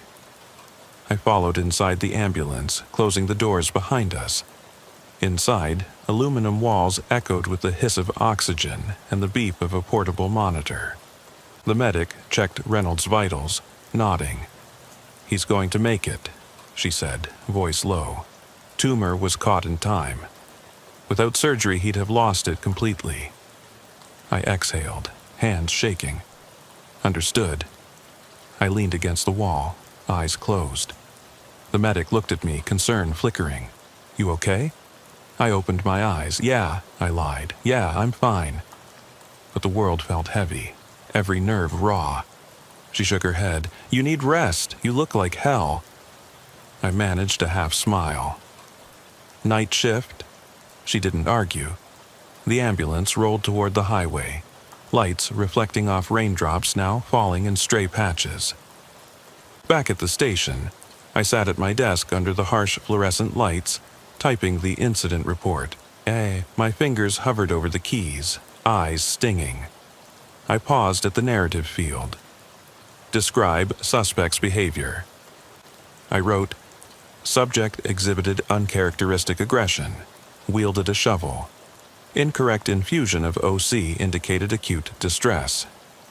Then on another line, medics discovered a mass on the left temporal lobe. Defensive aggression likely tumor-related. I saved the draft and leaned back, closing my eyes. The empty coffee cup on the corner of my desk taunted me. I cradled my head in my hands. The memory of Reynolds' eyes, pain, confusion, fear, flashed behind my eyelids. That scarred jaw. My office door opened. Sergeant Wallace stood in the frame, arms crossed. "Miller, report me in 30. How you holding up?" I forced myself upright, smoothing my uniform. "Alive, Sergeant." He gave a curt nod. "Good. Get some sleep. You're on call tomorrow." He turned to leave, then paused. "And Miller, thanks for keeping a level head out there." I watched him go, then exhaled slowly. I shut down my computer, grabbed my coat, and headed for my locker. The station was quiet now, the only sound my boots echoing down the hallway.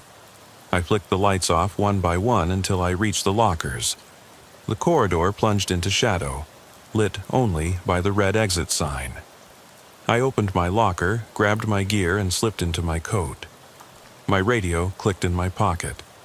I hit the button. Unit 4 clear for shift. Available on call. Silence. I stepped out into the night air through the side door. A low mist curled around the building as the wind stirred. I looked toward Forest Road 17, hidden in darkness beyond the tree line. Somewhere out there, a girl found her way back, and a man's life was saved by a tumor's revelation. But out there, beyond the reach of lights and radios, was a forest that swallowed fear whole. I took a deep breath and turned toward my car. Tomorrow night I knew I'd head back out again. Into the fog, the shadows, the unknown. And I'd keep searching for the ones who got lost, because that's what we do. That's why I became a cop. But tonight, for a moment, I let the silence have me, feeling every second stretch into the next. Feeling the weight of all the calls, the screaming dispatch, the blunt force of a shovel's blade against my ribs. Feeling the thin line between duty and dread. I started the engine, headlights piercing the mist. As I pulled away from the station, I looked in the rearview mirror at the glowing exit sign fading behind me. The road ahead was empty, save for the forest enveloping it like a living thing. And I knew, deep down, I was not alone. I eased the cruiser onto Highway 144 and punched the heater to ward off the chill that seeped through my uniform. Rain had started, fat droplets spattering across the windshield, blurring the orange glow of distant road signs. Deputy Alvarez followed behind in her unit. Sirens off now, but lights still faintly pulsing. I kept one hand on the wheel, the other drumming a restless beat against my leg. The forest road behind us had swallowed our earlier chaos, but the echoes still hummed in my mind. Reynolds' twisted jaw, the hissing spray of OC, that frozen moment when the missing teen's eyes met mine in the trees. My phone vibrated in the cup holder. A text from dispatch. Reynolds secured at County Hospital. Surgery successful. Missing juvenile reunited with family. Cleared. All units, resume patrol. I stared at it, thumb hovering over the screen. I didn't reply. The message's clinical tone felt hollow, as if life and death were just entries in a log. I parked at the station's back lot and killed the engine. Rain dripped from the mirror. I sat for a long minute, breathing out a sigh that tasted like regret. I knew the next call could come at any second, but I couldn't move yet. My senses were still taut, anticipating threats that had passed. I shut my eyes and remembered the way Reynolds crouched behind that blind, how the beam of my flashlight had carved him from the darkness like a phantom. I remembered running, the shovel whistling past my ribs, and how I'd felt. Powerless, defenseless, exposed. A gentle knock on the window snapped me back. Alvarez leaned in the driver's side, rain beating on her uniform. "Everything okay?" she asked, voice low.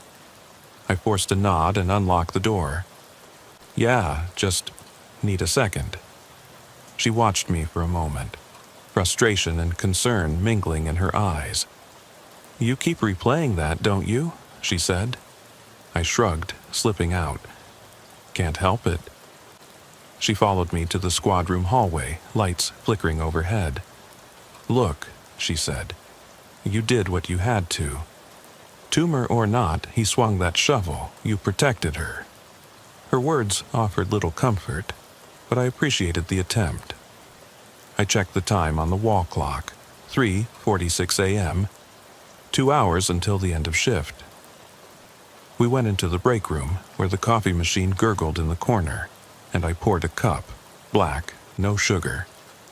I sat at the chipped formica table, steam swirling up, and stared at the dented mug. Alvarez perched opposite, stirring cream into her tea. "Anything else tonight?" she asked. I shook my head. "Quiet so far." She sipped and set the cup down. "I don't envy you, Miller, seeing that much violence up close." She trailed off. I lifted my mug. "Every call's a gamble," I said. "Some nights you walk away, some nights you don't." She nodded solemnly. "Your turn to drive home after, or you riding with me?" I drained half the coffee. "I'll drive." She sighed, gathering her things. "Be careful, the roads are slick." I gave a half smile. "I always am." She left the room, and I sat alone. The station's hallway lights cast long shadows through the window. I finished the coffee, the bitter warmth fading fast. I rose, pushing the chair back. My uniform shirt felt stiff against my skin, saturated with the night's tension. I draped my jacket over my arm and stepped into the corridor. My boots clicked on the linoleum as I walked to the locker room. At my locker, I removed my belt. Radio, handcuffs, OC, firearm, one by one, placing each item carefully on the shelf. My hands trembled slightly, as if reluctant to detach from the tools that kept me alive. I hung my uniform, the badge glinting in the fluorescent light. I tugged on a plain black t-shirt and jeans, swapping shoes for a pair of worn sneakers. I zipped my jacket, feeling the weight shift. On my way out, I passed the roll call board. Missing persons, recent arrests, accident reports. I stared at the entry for 17-012, missing juvenile recovered. Underneath, a line read, Suspect Terry Reynolds, encountered armed and violent. Subject's aggression likely caused by intracranial mass. Hospitalized. I traced the letters with my eyes, then turned away. Outside, rain fell in a steady curtain. I tucked my collar and jogged across the lot. My cruiser's engine roared to life, and I eased onto the road. The station lights faded behind me. Headlights cut through the sheets of rain, reflecting off pavement stained with oil and grit. The radio's static hissed until dispatch's voice came through. Unit 4, Adam, any further? I cleared my throat. Unit 4 en route to home. All clear for tonight. I clicked off the mic. The drive home was a blur of dark pavement and wet trees. I kept my eyes on the yellow divider lines, knuckles white on the wheel. Every rumble strip sounded like a warning. At some point, I realized I was gripping the steering wheel so tight my knuckles had gone numb. I eased my grip and took a steadying breath. Images flickered across my mind. Reynolds' scarred face, the missing girl's tear-streaked relief, the way the forest swallowed sound. I could feel the adrenaline's aftershock, a cold tremor beneath my skin. I turned off the highway and into my neighborhood, streetlights casting halos on the wet asphalt. Houses stood dark, families asleep, unaware of the night's violent ballet just miles away. I parked outside my modest home, a brick ranch with a dim porch light. I sat for a moment, engine idling, before stepping out. Rain spattered my jacket as I locked the cruiser and walked to the front door. Inside, silence greeted me. Quiet, except for the hum of the refrigerator. My wife's wedding photo on the mantel glowed softly. I hung my keys on the rack and peeled off my jacket, draping it over a chair. I went into the kitchen, poured a glass of water, then moved to the living room. The couch sagged where I would later collapse. My hand hovered over the light switch. I hesitated. Decision pressed on me. Turn on the lights, step into normalcy, or let the darkness follow me further. I flipped the switch. Lamps flickered on. The room looked ordinary. Pictures of family vacations, my daughter's artwork tacked to the fridge, the dog snoring on the rug. Normalcy felt distant. I set the water down and checked my phone. Missed calls from Alvarez, from dispatch, from voicemail reminders about training next week. I turned it off. I didn't want the noise. I stretched out on the couch, uniform jacket still draped over the armrest. My boots thudded as I kicked them off, socks wet from rain. I closed my eyes. Dreams didn't come easily. Instead, darkness sharpened. I saw Forest Road 17 again, fog hugging the pines, the Honda door creaking open, that cold silence before everything went wrong. I felt once more the cold dread of something huge emerging from the trees, shovel in hand. I heard the rasp of my own breath in the night. And in the final moment before sleep, I knew I would be back, flashlight in hand, chasing the next call, protecting the next person lost in the dark. I slid behind the wheel again, rain hammering the roof like a warning drum. The wipers swished in a frantic rhythm, smearing the world into streaks of light and shadow. I turned off the headlights just past the station exit, letting the cruiser idle in pitch black. My breathing slowed as the engine hummed beneath me. I leaned forward, pressing my forehead against the steering wheel, and let my mind replay every detail of the night. The way Reynolds had emerged, shovel held high, The missing girl's silhouette pressed to the tree bark, the cold hiss of OC mist. I didn't check the time. There was no rush now. The station was behind me, the forest ahead. I needed to revisit the scene, to make sense of the instincts that nearly failed me. I put the car in gear and turned down Forest Service Road 17. The road mouth lay shrouded in mist, the yellow center line vanishing into the gloom. I edged forward, tires crunching new gravel, headlights carving tunnels through the fog. At mile marker 12, I stopped again, cutting the engine. The cruiser lights faded, leaving me in near total darkness this time. I grabbed my flashlight and key fob, clicked the doors locked, and stepped out into the drizzle. My boots sank in soft mud, sending little plops into the darkness. I followed the same path toward the old hunting stand, 30 yards, maybe less, where I'd first seen Reynolds.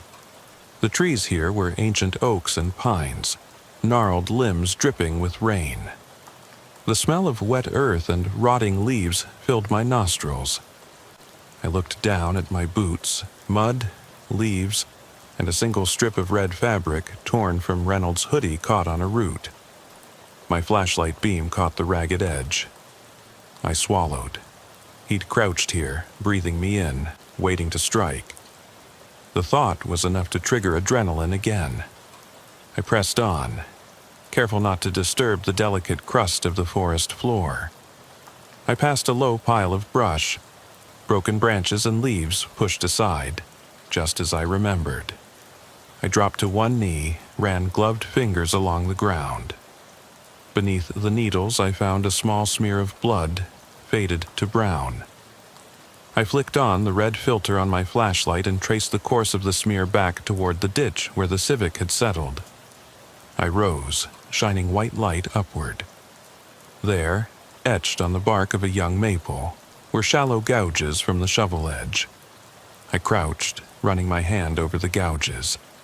They were jagged, primal, as if carved in a flash of rage. The rain washed away the fresh as I watched. Only the deeper cuts remained. I stood and took a slow breath, letting the forest settle around me.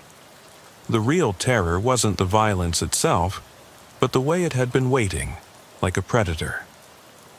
I clicked off the filter and began walking back toward the car, but something made me pause. A low, rhythmic thump, distant but deliberate. It sounded like a heartbeat in the woods. I swept the beam around. Nothing moved. The thump came again, closer, heavy footfalls on wet leaves. I froze. "Deputy Miller?" I called into the darkness, voice steady though my heart leapt. No answer. The footsteps stopped. I angled the light toward the trees, shining between trunks. I saw nothing, but the hair on my neck stood up. I remembered the missing girl's phone ping, no signal, and recalled that she'd called from a clearing at the creek, not here. How had she ended up deeper? Had she followed a path, or had someone brought her?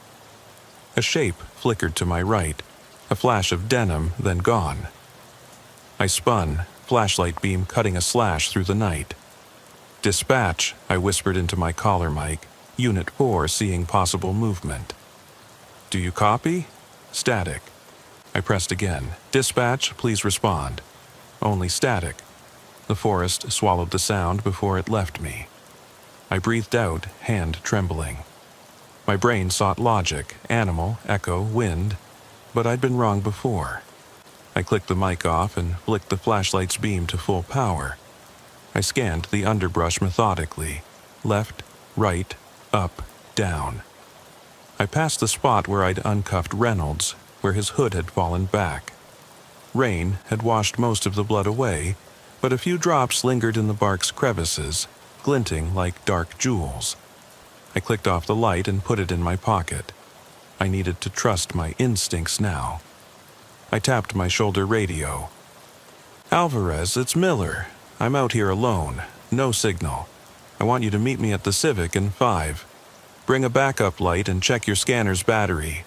"On my way," her voice crackled through. I started back, boots squishing, retracing my steps. The world felt too quiet, as if holding its breath. My mind flashed to Reynolds' hospital scan, tumor mass 5 centimeters across, pressing on emotional centers. I wondered if the forest itself pressed on our psyche, shaping rage and fear until it broke free. I exhaled, the breath hanging in moist air. The path back to the car was barely visible now, rain erasing tracks as fast as I laid them. I almost missed the piece of torn denim snagged on a thorn. I reached out, plucked it free, dark blue, a button still attached. I slipped it into my pocket alongside the strip of red. Evidence? Memory? A reminder that nothing in these woods stayed hidden. At the ditch edge, I saw the Civic, headlights off, door in the same half-open angle. I hesitated, shining my flashlight in. Empty. No sign of the girl or Reynolds. The door's latch clicked softly as the wind moved it. Getting back in felt like stepping into the past. I closed the door gently, then opened it to retrieve a pair of crime scene markers I'd stashed earlier. I placed one at the gouges on the maple, another where the denim caught. I stepped back and looked at the pattern, a triangle of violence marking our battlefield. My phone buzzed, no signal, but a local alert lit the screen. Amber alert, juvenile missing. Male, subject of interest, unknown. My breath caught. The alert hadn't been active when we found her. That meant someone had triggered it after she vanished again. My heart pounded as I imagined her alone in the forest, cold and terrified. I flipped my phone over. I had no way to communicate until dispatch repaired the repeater. I punched my flashlight on again and walked the perimeter, ears straining for sound. A twig snapped to my left. I spun, beam slicing through moss-draped branches. There, at the edge of the light, I saw a figure crouching, a child's silhouette, ragged jacket drenched, eyes reflecting the beam. Relief crashed into me, but then I realized it wasn't her. The face was too wide, the shoulders too broad. It rose slowly, a teenager, maybe older, with hollow cheeks. His expression was blank, unnatural. I swallowed hard. "Hey, come here," I called, tone calm. He tilted his head, moving closer until I could see the stitched scar on his forehead, same grayish hue as Reynolds' jaw wound. My blood ran cold. He lifted a hand, holding something small and metallic. A dog tag, engraved T. Reynolds. My stomach clenched. He dropped it in the mud, the tag thudding against earth. He stood upright, chest heaving like he'd been running. I reached for my radio, pressed the button. Backup needed, juvenile of interest, possible link to subject Reynolds, location marker 12, grid alpha. Silence. The kid's eyes darted to the trees behind me, then back to mine. He opened his mouth, lips quivering. No words came. A branch snapped behind me again, rapid this time, close. I aimed the flashlight that way, nothing but tree trunks and rain. I turned back to the youth. He'd vanished. In place of him were only footprints in the mud, small, narrow, leading deeper into the forest toward the creek trail. I knelt, tracing them with a gloved finger. The impressions were fresh, washed partly by rain, but distinct, barely 8-year-old size. My heart hammered as I stood, switching my light off. I needed to move, to follow, to protect. But chasing ghosts in the dark could get me killed. I unholstered my weapon, finger off the trigger, flashlight in the support hand. I stepped onto the path, boots sinking, and moved forward. The forest swallowed me as I followed the tiny prints, each step echoing with dread. The creek's distant gurgle grew louder, guiding me. Somewhere ahead, in the shadows, the missing girl's voice might call, or something far worse might be waiting. I clenched the dog tag in my hand, cold metal seeping into my palm. A reminder that what we face here isn't always alive, isn't always rational, and may never truly let us go. I pressed my boot into the soft earth at the creek's edge, water gurgling over smooth stones. The night air was thick with moisture and the faint tang of algae. My flashlight cut a narrow corridor of light through the darkness, illuminating the wooden boards of the small footbridge where the girl had vanished. Her tiny footprints ended abruptly at the first plank, as if she'd stepped into thin air. I knelt, scanning for any sign. A scrap of fabric, a hair strand, mud flake. The rain had washed most away, but a single clasp from her jacket zipper lay half buried in the moss. I retrieved it, cold and slick, and slipped it into my pocket. Behind me, the forest was silent, the only sounds my own breathing and the creek's steady murmur. I tapped my radio. "Alvarez, I'm at the creek footbridge. Evidence collected. Following prints downstream, stay on channel, no backup yet." Her voice crackled. "I'm 5 minutes out, watch your 6. I clicked off. I stepped onto the aged boards, each plank creaking under my weight, and crossed halfway before the beam hit something. Dark shapes massed against the far bank. First, I thought logs, then saw they were bodies. Deer, raccoons, skunks, dead. And piled at the water's lip, ribs splayed, fur in clumps. The creek's current lapped at the edges, tugging small limbs into the stream. My skin crawled. This was no scavenger's cache, it was deliberate, methodical. Someone had dragged these carcasses here. I swallowed back bile, jamming my free hand against the rail. Then I noticed the shallow depression in the bank, muddy straps of cloth snagged on roots. The prints continued beyond this pool of rot and bone. I shone my light. The footprints ran diagonally up the bank and into thick ferns. I exhaled and stepped off the bridge, careful not to disturb the detritus. My mind flashed to Reynolds. Caretaker, handyman, rescuer of trapped animals. Could he be behind this? No, too inhuman. Tumor or no tumor, he wasn't this. And the kid in denim. His eyes, no, that was something else. I walked deeper, each step stirring the wet scent of decay.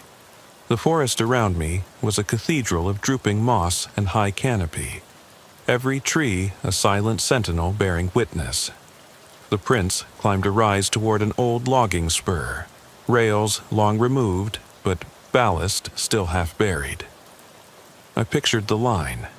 Horse-drawn carts hauling timber decades ago, now reclaimed by nature. The path was overgrown, but I could follow the prints. They headed northeast toward a denser stand of spruce and cedar. I switched off my beam to rest my eyes, letting the night adjust. Even without light, I felt eyes on me, wildlife or something else. I clicked on the red filter to preserve night vision and moved forward. At the crest of the rise, I paused. My light illuminated a tree encircled by fresh stone cairns. Towers of flat rocks balanced precariously. Each cairn was about knee-high, forming a ring perhaps 20 feet across. Inside the ring, the ground was bare earth, churned as if by many feet. I scanned the ring's perimeter, handprints in the mud, smeared in panic and fear. Each smear was slender, child-sized. I crouched and traced the prints. They formed a spiral inward to a central point. I followed to the middle, where a single rock sat on damp soil, a plain limestone pebble. I flipped it over, initials carved shallow, E.M. underlined. My chest tightened. That was her, Emily Matthews, the missing girl's name. She'd left this as a message, a breadcrumb. I felt rage boil in me, fear for her, anger at whoever had twisted this place into a nightmare. My hand went to my holster. I drew my pistol, scanning left and right. The forest was still, too still. I flicked off the filter and switched to white. The cairns glowed, ghostly in the beam. A breeze stirred, making them tremble. "This ends now," I whispered, voice swallowed by the trees. I holstered the weapon and scanned the tree line. A shape flickered. A branch falling? No, movement at the edge of my vision. I swung the beam. Adolescent girl stepping into the light, shoulders slumped, jacket soaked, eyes on the ground. She looked up, meeting my gaze with drained relief. "Emily," I called, voice trembling. She nodded, stepping forward. Before I could reach her, a low growl cut through the air, feral, deep, resonant. I snapped the beam beyond Emily. A hulking figure crouched among the trees, fur matted, posture predatory. It was too tall to be a bear, more humanoid. I raised my flashlight, blinding it. The creature snarled, eyes reflecting gleaming red in the beam. I heard breath, cold, rancid. Emily froze beside me, her eyes wide. Fear and duty warred in me. I shouted, "Emergency! Animal unit to Forest Road 17, possible dangerous wildlife." My radio sputtered, static, no signal. The only path was back, uphill. "Emily, run!" I pushed her. She didn't move, paralyzed by terror. I grabbed her arm. "Now!" She came to, racing toward the bridge, steps slipping in the mud. I dived after her, flashlight bobbing. Behind us, the creature broke from the trees, lumbering with unnatural speed. Its bulk was grotesque. Elongated limbs, gray skin stretched taut, digits tipped in black claws. We hit the bridge, the creature on our heels, splintering planks under immense weight. I heard crack, crack. I scooped Emily up, turning to run the rest of the span, but the beast lunged, snout gaping, fangs bared. I fired a single shot into the air, hoping for a warning effect, but the muzzle flash lit its silhouette. It halted mid-leap, roared, a sound like metal tearing, then leaped again. I fired directly at its chest, sound deafening in the confined space. The beam went dark. Emily screamed. The gun jammed. I'd ejected the mag too hastily. I slammed the slide, it clicked. I turned, backing toward the bank with Emily in my arms. The bridge sagged behind us, planks buckling. Below, the creek churned. I leapt off the edge, smashing into the knee-high water, pain shooting up my legs. I stumbled onto the bank, tripping over stones. Emily slid free, screaming. I pulled her to her feet. Footprints churned behind us, human-sized and animal-sized, chasing. The forest erupted. Branches snapped, leaves rustled. Rain fell harder, washing away tracks. I shook Emily, shouting, "This way," and plunged into the rising underbrush. We clawed through ferns and vines, directionless but away. I heard snarls behind us, close. I ducked under a low limb, feeling it scrape my back. We broke through to the logging spur, rails half exposed. I saw a turnout where my cruiser had been parked. Relief surged. I bolted upright, Emily at my heels. I burst through the trees, only to find the cruiser gone, headlights missing, door panel torn off. The vehicle was gone, vanished as if swallowed by the forest. Behind me, the growl returned, deeper, closer. I spun, pistol aimed, no beast, just fog. Emily cried, "Where is it, officer?" I swallowed, scanning the unseen. The adrenaline flared anew. Missing girl, stolen car, unearthly predator. The forest had revealed its darkest secret and devoured our last refuge. I raised my hand, flashlight trembling, voice firm but hollow. "Stay close," I whispered. "We're not alone." The forest closed in around us like living walls as Emily and I stumbled through the underbrush. My flashlight beam jerked over tangled roots and dripping ferns, carving out narrow tunnels of light that vanished the instant I passed. Rain pounded the canopy above, hammering needles and sending rivulets down my face. Emily's small, frantic footsteps were a whisper beside my boots, breathless and light. "Stay behind me," I hissed, chest tightening.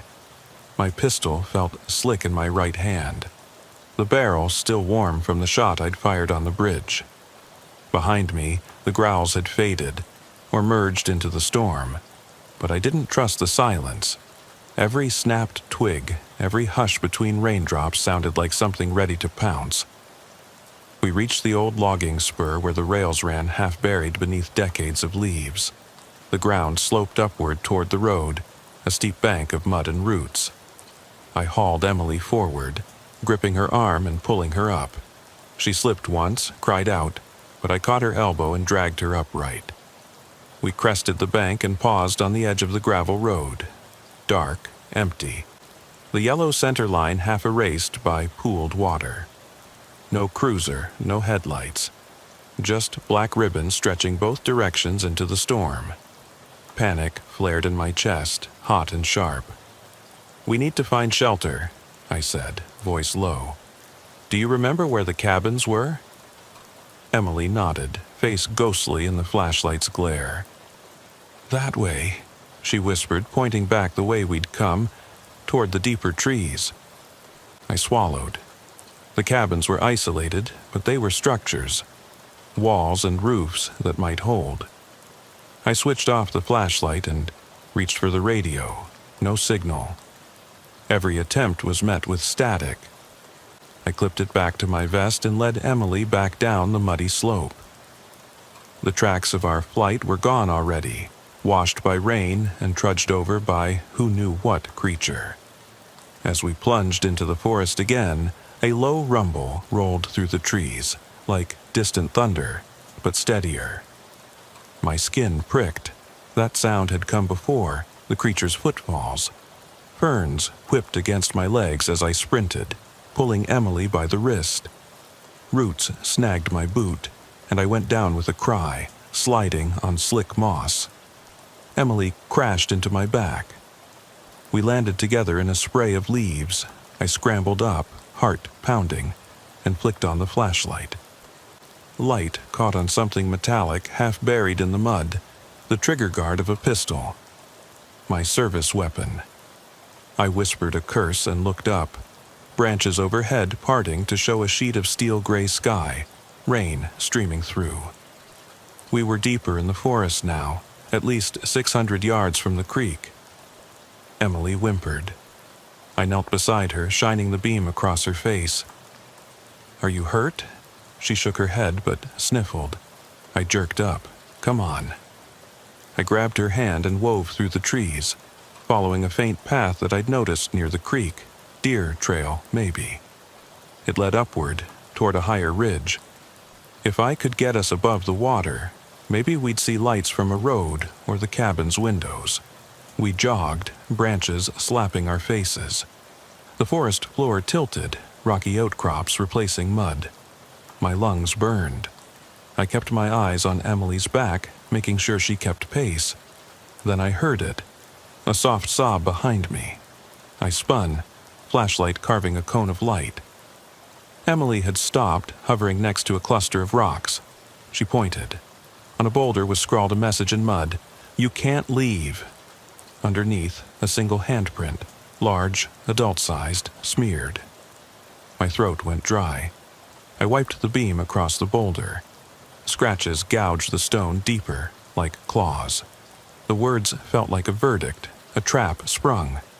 Emily started to run again. I called after her. "Wait." She skidded to a stop. I crouched beside the boulder, studying the handprint's shape. Long fingers, broad palm. It wasn't human. The claw marks looked too deep. My heart thundered. The creature had been here, watching us climb, mocking us. I closed my eyes for a second and focused. We had to keep moving. I looked at Emily, voice firm. "Let's go, now." I grabbed her hand and pulled her up the ridge.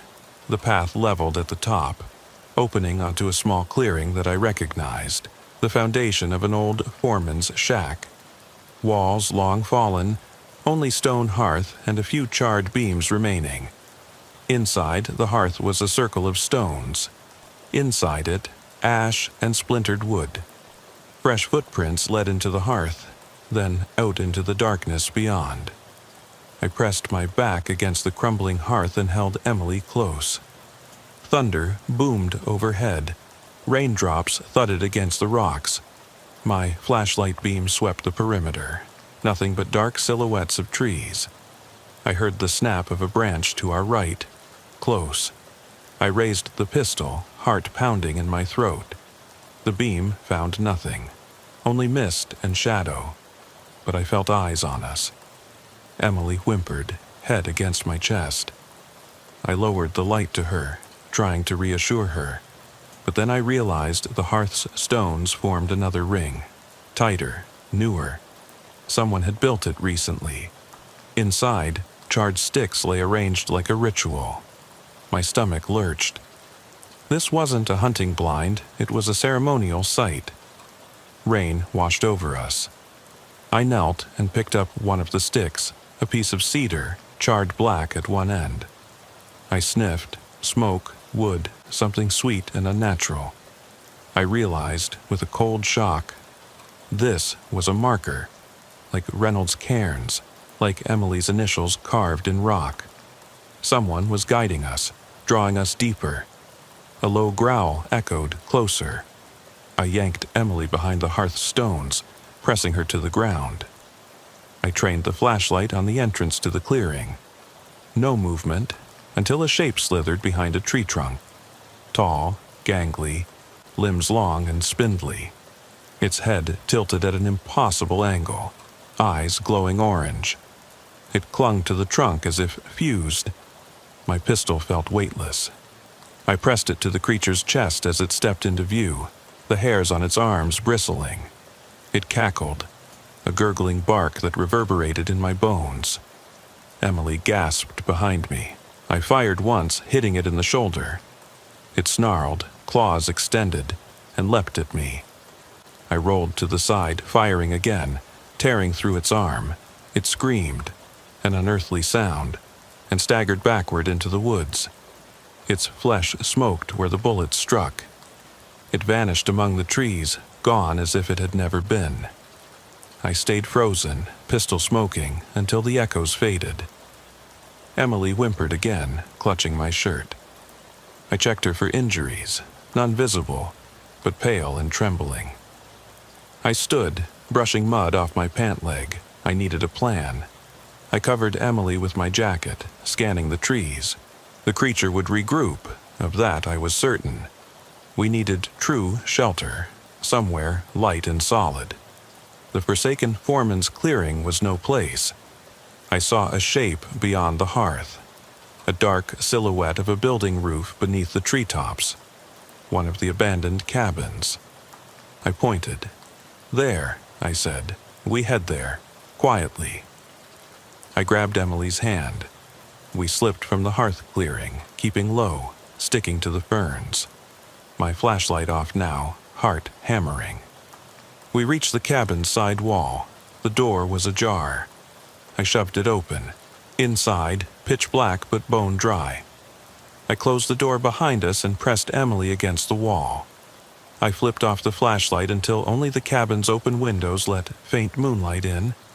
Inside was old. Dust motes in the beam, peeling wallpaper, a sagging sofa. But it was solid, no gaps in the walls. I listened, rain pattering on the roof, wood settling, my own heartbeat thudding. No growls, no movement. I exhaled and turned to Emily. She trembled, eyes wide. I knelt, face to face. "We're safe here for now," I whispered. Her lower lip quivered. "I promise I won't let it get you." She nodded once, then wrapped her arms around me in a fierce hug, shaking. I rose and moved to the door, pistol ready, listening. No sound. I stepped back to the center of the room and switched on my flashlight. The beam revealed scrawled markings on the wall in charcoal. Tally marks, 12 of them, then 2 crosses. Beneath, words scratched deep. "It comes at midnight. Then it comes for you." My hand went cold. Not just markings. Warnings from someone else who'd been trapped here, someone who knew. Or maybe from the creature itself, mocking. The rain intensified, water sloshing outside. The cabin's walls moaned in the wind. I pressed my back against the door, sliding down until I sat on the creaking floorboards. Emily curled into my lap. I hugged her tightly. Minutes passed. The storm raged. I watched the windows. Then, at exactly midnight, my watch face glowed faintly. The power flickered. Lightning flashed outside, revealing a shadowy figure standing just beyond the window, its head craning at a grotesque angle. Long arms draped around the frame, claws curled over the wood. I snapped off the flashlight and froze. Emily whimpered. The cabin fell into silence, rain muffled by the walls. I could feel the creature's breath against the glass. I gripped my pistol, finger on the trigger, one slow breath, then darkness deeper than night. A heartbeat echoing in my ears, and a whisper, soft as the wind through the pines. "You can't leave." I flipped the overhead lights off and settled into the passenger seat just as the sun dipped below the pines, staining the sky a bruised purple. That first flash of the dispatch call still feels like a jolt to my chest. Possible missing person, Old Mill Road, Cedar Grove, PD. It came through loud and clear at 8:17 p.m. on June 14th. Cedar Grove is tiny, nothing more than a dot on the map.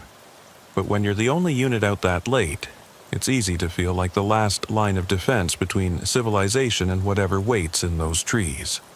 My partner, Deputy Harris, thumbed through his logbook, then switched the siren off before we rounded the bend onto Old Mill. The road snaked through pines so close their dark trunks formed a corridor that almost blotted out the sky. Rain had fallen hours earlier, leaving the asphalt slick and the air soggy with the smell of wet needles and damp earth. Our headlights cut through the gloom in narrow beams, and I could feel the radio pressing against my chest. Dead silence, static that made me half expect something to speak back. We found the Toyota at milepost 7.4, its front bumper half buried in a shallow ditch. Paint streaked with mud, windows fogged from inside. The passenger door hung ajar, swinging in the breeze. No interior lights, no engine noise. Just that low hum in my bones that tells me something's wrong. I killed the engine, and the world settled into a hush so complete, I swear, I could hear the earth breathing. Harris stepped out first. I felt the gravel crunch under his boots and watched as his flashlight beam danced across the windshield. "Empty," he called softly. His voice carried more tension than surprise. We both knew that empty didn't mean safe.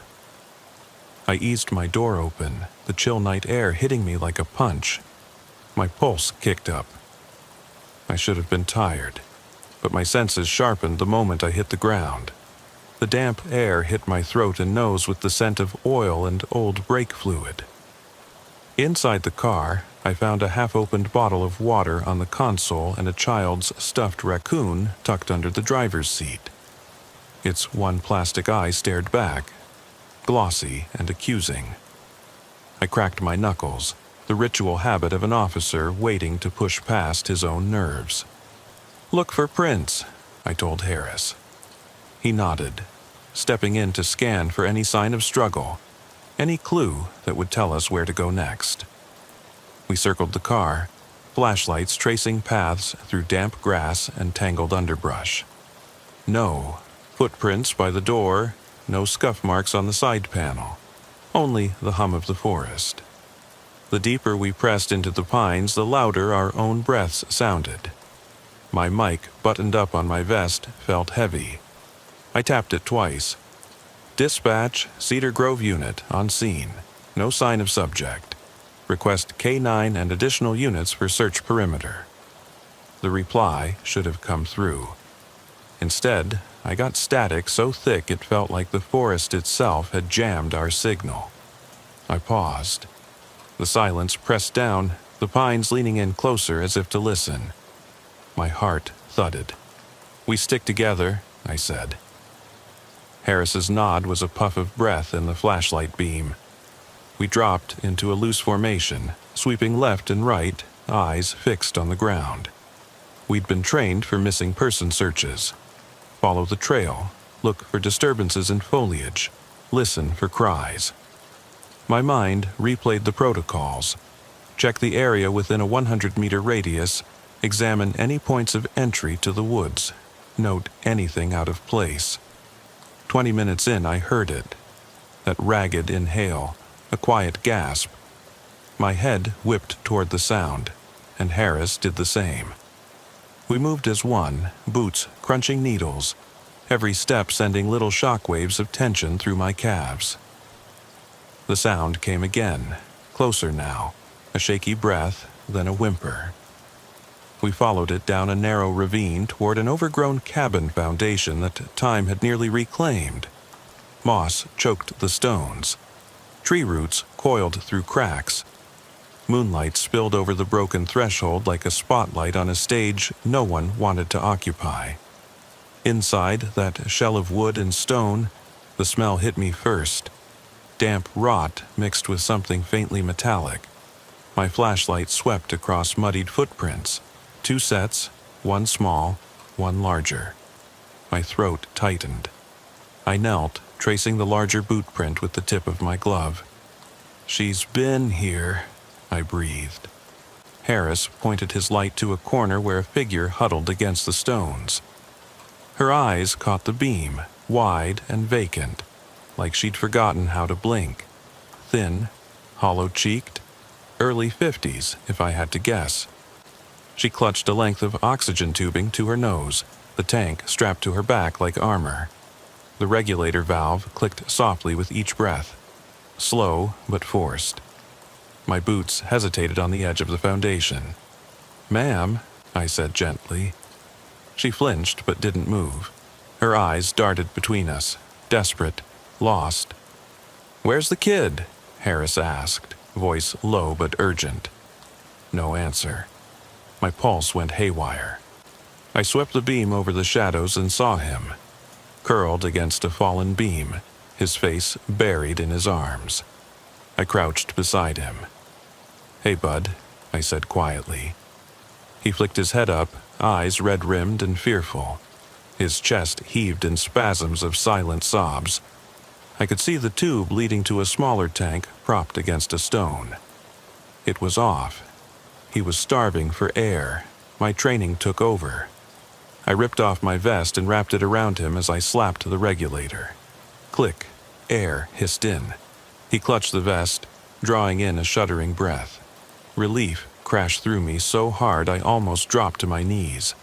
"He's okay," I said, voice thick. But I couldn't stay so optimistic. Not while she sat there, mind unraveling. "Let's get them out of here," I told Harris. We could handle the woman later. I hoisted the boy into my arms, his small body trembling. Harris half lifted the woman, and we made our way back up the ravine, flashlights bobbing, hearts pounding. The forest seemed to sigh around us, branches scraping like fingers. Every step felt like wading through water. The weight of their lives and my responsibility pulled me down. We reached the patrol car, and Harris slid the boy onto the seat securing his harness. I guided the woman beside him, her gaze unfocused. I radioed dispatch again. "We have 2 subjects, one minor, one adult, both with possible CO exposure. Request medical and hazmat immediately." Still, nothing. The radio swallowed by the forest's appetite for silence. I slammed the door shut and ran to my side. The seatbelt bit into my shoulder as I buckled in. I leaned forward, hands gripping the wheel. The engine roared to life, Then we tore down Old Mill Road, tires slicing through puddles. Behind us, the cabin receded into darkness. I glanced in the rear view. The boy's chest rose and fell, slow, steady. The woman's eyes fluttered, then fixed on me. No recognition, just raw fear. I saw guilt ripple across my face. I shouldn't have let them show me that vulnerability, but I needed them safe. At Cedar Grove Medical, lights glowed like beacons. We burst in, hospital staff rushing out to meet us. The boy was taken straight into pediatrics, the woman into psychiatric evaluation. I watched them go, a knot in my gut tighter than any tire iron could twist. Hazmat arrived moments later. White suits, fans humming as they taped off the cabin site. They found the old water heater, corroded lines leaking carbon monoxide into the foundation's enclosed space, enough to rob her brain of oxygen over time. But the kid's constant flow of medical air had kept him alive. Without that tube, he'd have been just as gone. I stayed until both were officially in care. Then I slipped outside under a pale moon, the night air cold and clear. I forced my lungs to fill and empty. I should have felt relief, but instead I felt hollow. I looked back at the hospital windows, glowing rectangles of warmth. I prayed she'd recover her mind, that the boy would find some consistency in foster care, that we hadn't broken them beyond repair. When I started the patrol car to head home, I noticed Old Mill Road in the rear view, disappearing into the forest like a dark promise. The trees whispered behind me as I pulled away, and I realized that out here, even silence can kill. Tonight, we saved them.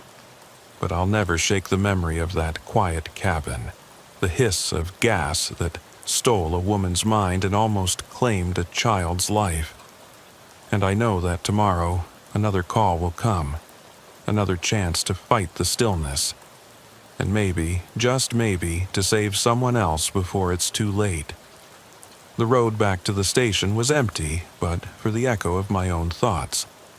I sat behind the wheel in the dim glow of the dashboard, waiting for Harris to climb in beside me. He paused at the patrol car door, flashlight in one hand, radio handset dangling from the other, sweat tracing lines down his forehead. "I filed the initial report," he said quietly, sliding into the seat. "Dispatch finally acknowledged our last transmission." He glanced at me, eyes tight. They were worried about the radio silence. Said command was half expecting a 10:33 from us. I exhaled, pressing my temple against the steering wheel. The siren switch clicked under my palm, silent mercy for the night. "Good," I muttered. "Let them worry." My voice was raw, as though stripped by the heat of the call. I eased the car into drive, rolling toward Cedar Grove PD. As we neared the station, the orange yard lights cast long shadows of chain-link fence onto the pavement. I flicked on the overheads, and the vehicles in the bay glinted like polished armor. Harris killed the lights and followed me inside. In the briefing room, Chief Donovan was waiting, his silhouette rigid in the doorway, arms crossed. "Glad you're back," he said without greeting. His tone was flat, too neutral, like he'd already run through every scenario in his head. He studied us both as we took seats. I peeled off my coat and set it on the table. Harris opened his logbook to the right page. "So," Donovan said, folding his hands on the table. "What happened out there?" I looked at Harris, then back to the chief. The words that came out sounded hollow, rehearsed. Missing person call, abandoned vehicle, small cabin, carbon monoxide leak, female in crisis, minor in need of care. The chief's expression didn't change. He took a breath. "That's unusual. CO in a cabin without power. You lads jumped a lot of hoops under pressure. Good work saving them." He paused, steepling his fingers. "But I have questions. I run 3 logs in my head when a situation goes sideways. First, deviations from protocol. Second, chain of custody. Third, aftermath management. Let's start with deviations. I leaned back, crossing my arms. We followed the missing person SOP. We called for K9, backup, medical, hazmat. All responded after we evacuated the subjects. Harris nodded, voice low. We stuck to the book. Donovan studied us. Then he frowned. Your primary comms were down for 20 minutes. No sign of interference on the repeaters. You both initiated handheld backup, then ran radio silence. That sucks in a rural call. Lots can go wrong. Why didn't you switch to low band and hail the county? Harris swallowed. By the time we realized the repeaters were down, we were already 10 minutes into the woods. We had the victims. Priority shifted to extraction. I caught Donovan's gaze. Chief, I trust the protocols, but lives were at stake. With that kid's tube off, every second counted. I felt it. The weight of the room bearing down, like the forest pressing on our radios. He nodded slowly. I get that, but we can't excuse failures because of urgency. We adapt protocols under pressure, but we document deviations. No documentation here. I didn't argue. I cleared my throat. I'll file the after-action report, include every step, every screw-up. Donovan tapped the table. Good, now, chain of custody. He pointed at Harris. What about the water bottle and the toy?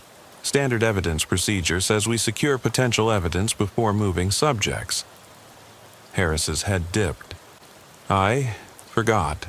We prioritized life over evidence. The chief's eyes narrowed. That'll be footnoted. You'll revisit the scene, collect prints, bag the items. CO investigations rely on identifying possible contaminant sources. Even a discarded bottle could contain chemicals that interfere with our tests. I nodded. Understood. He pressed on. Aftermath management. You left 2 traumatized civilians, 1 minor, in our care. They went to medical and psych, perfectly reasonable. But what about outreach? Victim support, liaison with CPS, next of kin notifications? That falls on dispatch and the records unit, but patrol needs to initiate it. I felt a tightness in my chest. We did internal notification, medical and hazmat. Then they handled the rest. He sighed. Chief, this is part of patrol work. We rescue people, yes. But then we ensure they have the resources to recover. A psych hold is not the end point. Family reunification, child services, community outreach. That's our continuing responsibility. I didn't speak. I'd left the woman's brother's number on the report pad, but I hadn't called. With so many calls coming through, I'd intended to, but the shift ended before I could make it a priority. I finally said, I'll follow up first thing tomorrow. Donovan leaned back. See that you do. I'll sign off on your rescue, but I want updates, weekly until both are cleared. Any deviations going forward, you run it up the chain. He dismissed us, and we left the room in silence. I glanced at Harris as we walked down the hall. Chief's right, he muttered. We saved them, but didn't finish the job. Yeah, I said quietly. We did half the work. The station lights felt harsh after the night's gloom. I shook my head. I'm going back out there at first light. Harris nodded, rubbing his eyes. Me too. The next morning, I rolled out before dawn, the world still deep in pre-dawn hush. I drove Old Mill Road again, the trees like silent sentinels. The Toyota was gone, towed back to Evidence Bay, but the cabin remained. I parked at the site and stepped out, the chill biting through my uniform. I clipped on my maglite and crossed the sap-slick stones to the cabin's perimeter. The forest felt eerier in the half-light. I swept the beam inside. No footprints except ours. No prints on the heater. Just the corroded shell. like a corpse waiting to be cataloged. I crouched and set cones around the leak point. Then I took photos, measured distances, marked each detail in my notebook. By mid-morning, hazmat had cleared the site. The chief arrived, flanked by a county investigator. They stood at the foundation's edge as I briefed them. Carbon monoxide levels at point of discovery, 200 parts per million. Inside the foundation peaked at 400 parts per million. I tapped my notes. No power source. Heater was gas-powered. Pilot light probably remained lit, leaking into an enclosed space. Patient exposure for weeks at sublethal doses caused progressive cognitive impairment. The investigator scribbled. "Signs of neglect?" he asked. I hesitated. The woman's house was habitable, food in the fridge, medications, spare tanks. But her mental state had deteriorated so gradually she'd been unable to notice her own decline. "No evidence she ignored it intentionally," I said. "She lost her grip without realizing until the kid's call." He nodded, mouth tight. "We'll need your statement on file." As they left, I stayed behind, running my fingers over the cool metal of the heater casing. The morning sun filtered through pines, glinting on rust and mold.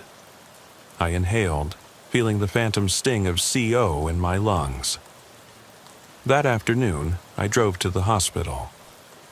The boy stared at me from behind plastic walls, tubes, monitors, sterile lights. He recognized me, brows knitting in confusion. I waved, his face softened, relief and fear mingling. An aide approached and said he'd been cleared for discharge later that week. He'd be going to a foster home outside Cedar Grove, where someone would watch him 24/7. My chest tightened at the thought. I'd made the calls, CPS, the aunt who'd cared for him before, but every bureaucratic step felt like another mile away from that night's urgency. The woman was still in psych care. I asked the social worker about her status. She was stable, recovering from CO effects, but prognosis for her memory was guarded. She'd suffer deficits, lost hours, days, maybe weeks. They were waiting on neuropsych evaluations. I left the hospital as the sun dipped below the horizon again, the world half between light and night. The radio crackled with routine calls. Domestic disturbances, stray dogs, traffic stops.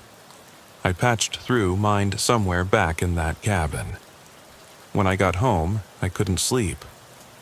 I lay in bed, listening to the ceiling fan whirl. Every creak and sigh sounded like the cabin breathing under the weight of that heater's poison. I rolled onto my side, stared at the wall. I'd been a beat cop for 15 years, held down high-stress jobs, filled out more reports than I cared to count. But this, seeing that woman's mind slip away drip by drip, that was different.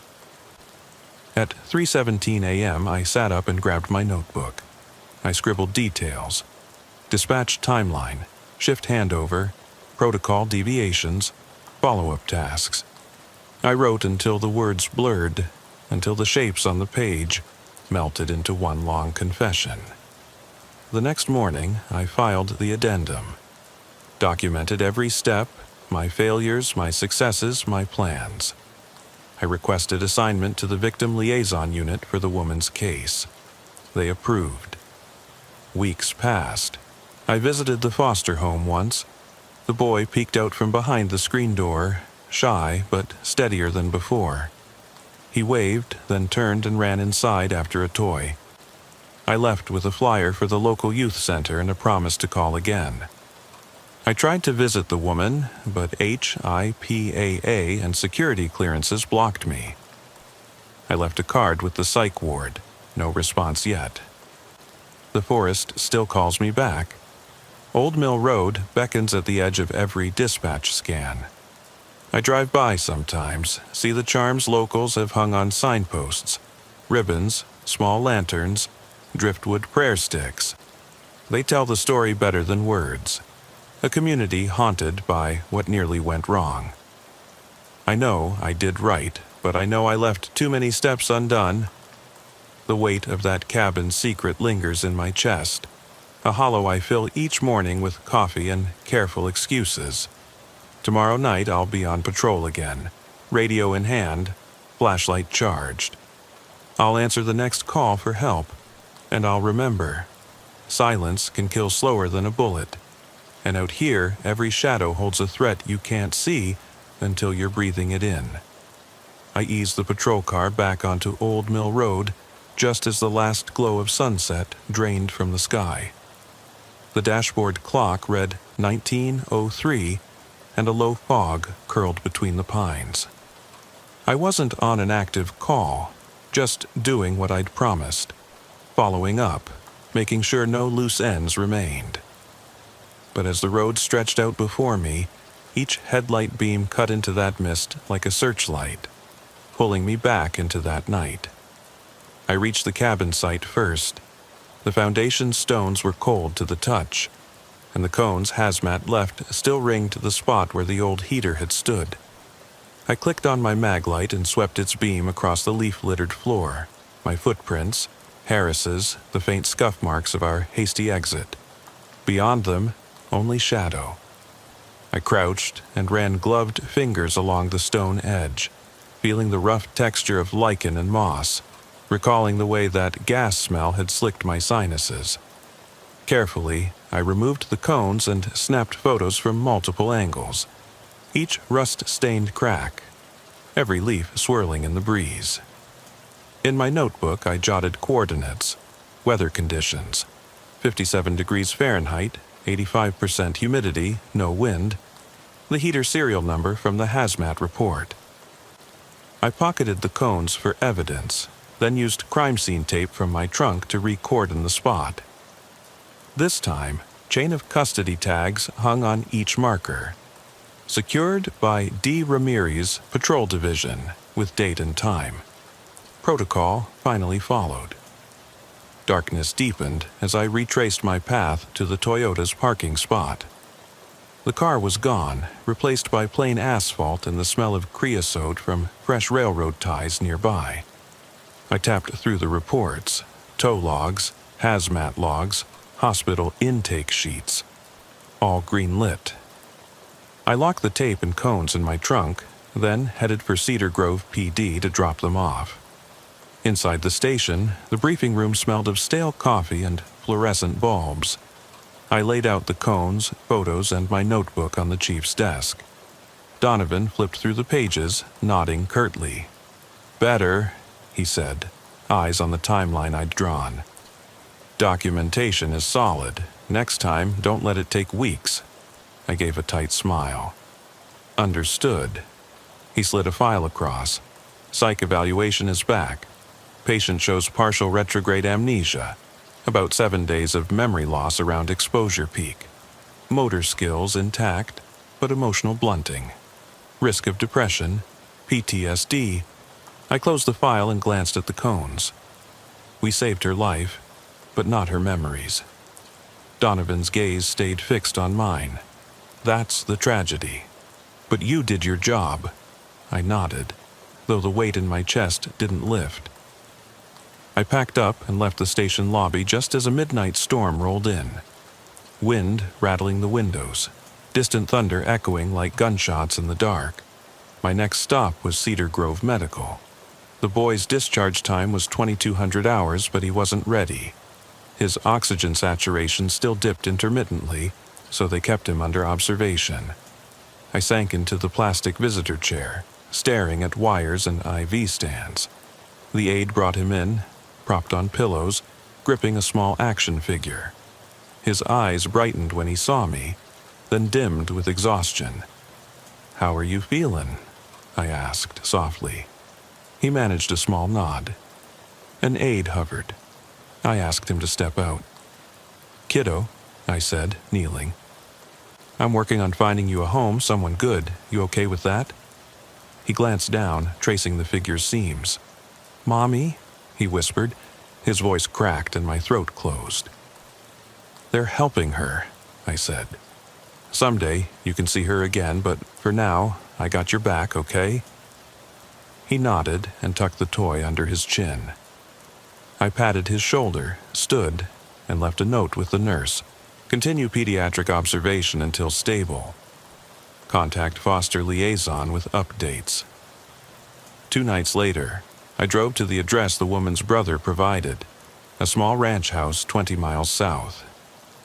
I knocked, and a lined face peeked through a screen door. "Officer Ramirez," he said, voice trembling. I nodded. "I'm here about my sister." He ushered me in. The living room was neat.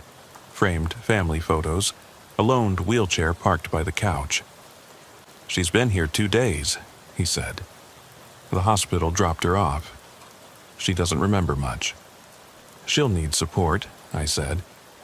I filed for social services to set up in-home visits. Nurse, counselor, safety checks. He sank onto the couch, head in hands. "Thank you. I don't know how to help her. She used to light up around Christmas. Funny enough, she hung those lights up last week." I looked at the garland strung across the mantel. Battery-powered bulbs shaped like pine cones, blinking softly. "Let's get you both through the holidays," I said. He managed a grateful smile. I left with his contact info and a list of community resources: grief support, memory care groups, emergency helplines. On my way out, I saw a single pine cone light flicker, then wink out, leaving the room in dark solace. At dawn, I stood by my patrol car with Harris, coffee in hand. The sky bled pink behind the pines. He took a sip, exhaling steam. "How are you holding up?" I shrugged. "Better than when we left them. But I keep seeing that cabin, hearing the hissing of gas." He nodded. "Me too. Feels like we brought a monster out of the walls." I lit a smoke and inhaled. "Tonight, we'll run the usual beat, but I'm volunteering serious overtime, helping that brother set up cameras, checking on the foster home, patrolling Old Mill until the lights come back on." Harris cracked his knuckles. "I'll join you." We slammed the car doors and rolled out, twin headlights piercing the forest as we headed back to Cedar Grove.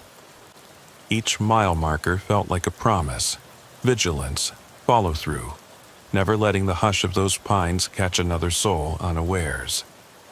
By week's end, I'd visited the foster home twice, the brother once, and handed out safety flyers along Old Mill Road. Emergency numbers, hazard awareness tips, local volunteer patrol contacts. The county paper ran a brief piece: "Missing person call reveals hidden danger in abandoned cabin." I clipped it into my notebook. Margin notes scrawled, "Community awareness achieved, but fragile." That night, half a mile past the cabin site, I paused. Rain pattered on the windshield. The road looked empty, but I sensed movement in peripheral shadow. I cut the engine and sat in silence. My breath fogged the glass as I peered into the trees. For a moment, I thought I saw a pair of eyes, hollow, searching. I clicked off the headlights. Darkness swallowed me whole. I reached for the radio, thumbed the panic button, static. I lifted my mag light, cleared my throat, and called, "Dispatch, this is Cedar Grove Unit, status check." My voice echoed against the pines. No answer. Silence folded around me like a shroud. I smiled bitterly. Out here, the forest speaks in echoes. Tonight, I'm the one listening. And that's where I leave it. Engine off, radio dead, light cutting through the mist. Because some threats don't announce themselves with a scream. They sit in the hush, waiting. And all you can do is stay awake, keep shining your light and hope you're not next. I eased out of the parking lot before dawn broke, letting the engine idle so the heater could chase off the night's chill. My notebook lay open on the passenger seat, pages filled with timestamps, evidence logs, follow-up tasks. I traced a finger over the entry marked 0630, deployed new hazard tape at cabin. The forest outside was still. The pines whisper quiet in the pre-dawn gloom. By 6:45 a.m. I was back at the foster home, tapping on the front door until a sleepy aide peeked out. The boy sat on the edge of his bunk, clutching that battered raccoon toy. His eyes widened when he saw me. I offered a tentative smile. "Morning, kiddo," I said softly. "Ready for breakfast?" He nodded, shoulders hunched, still small enough to be scared of everything. Over pancakes, the aide filled me in. The boy had slept through most of the night, oxygen levels stable, appetite back. They'd adjusted the regulator properly this time. No more accidental disconnects. Relief knotted my chest. I'd spent 2 nights checking his tank, making sure every fitting was tight. Still, each callback about oxygen spiking sent a jolt through my spine, as though I'd missed something critical. After breakfast, I escorted him outside to meet the volunteer patrol team the community had put together. Neighbors in reflective vests carried flashlights and radios. They'd learned of the carbon monoxide hazard and wanted to keep an eye on anyone who ventured near the abandoned cabin. I briefed them on proper protocols. No solos, no shortcuts and radio checks, always bring a CO detector. They nodded gravely, as though the forest itself had whispered its threats into their ears. By mid-morning, I drove the county investigator out to the site again. He parked beside me, sipping coffee, eyes narrowed on the underbrush. "Ramirez," he said, "I want you in on the autopsy review." He gestured toward the trunk of his truck. I cracked it open to find maps, roof-tier satellite imagery, floor plans of the cabin and surrounding terrain. "We missed one thing," he said. "Patterns of wind flow through that ravine. They funnel CO downward at night." I studied the contours. A shallow gully angled toward the foundation, drawing heavier gas down like water. "So it pooled low, trapped in the stones," I murmured. "Targeted the cabin floor where she sat." He nodded. "Exactly. And if anyone had entered earlier, they might have inhaled just a bit. Enough to blur judgment, slow reaction time." I thought of the woman's panicked movements, her vacant stare. Every nuance fell into place.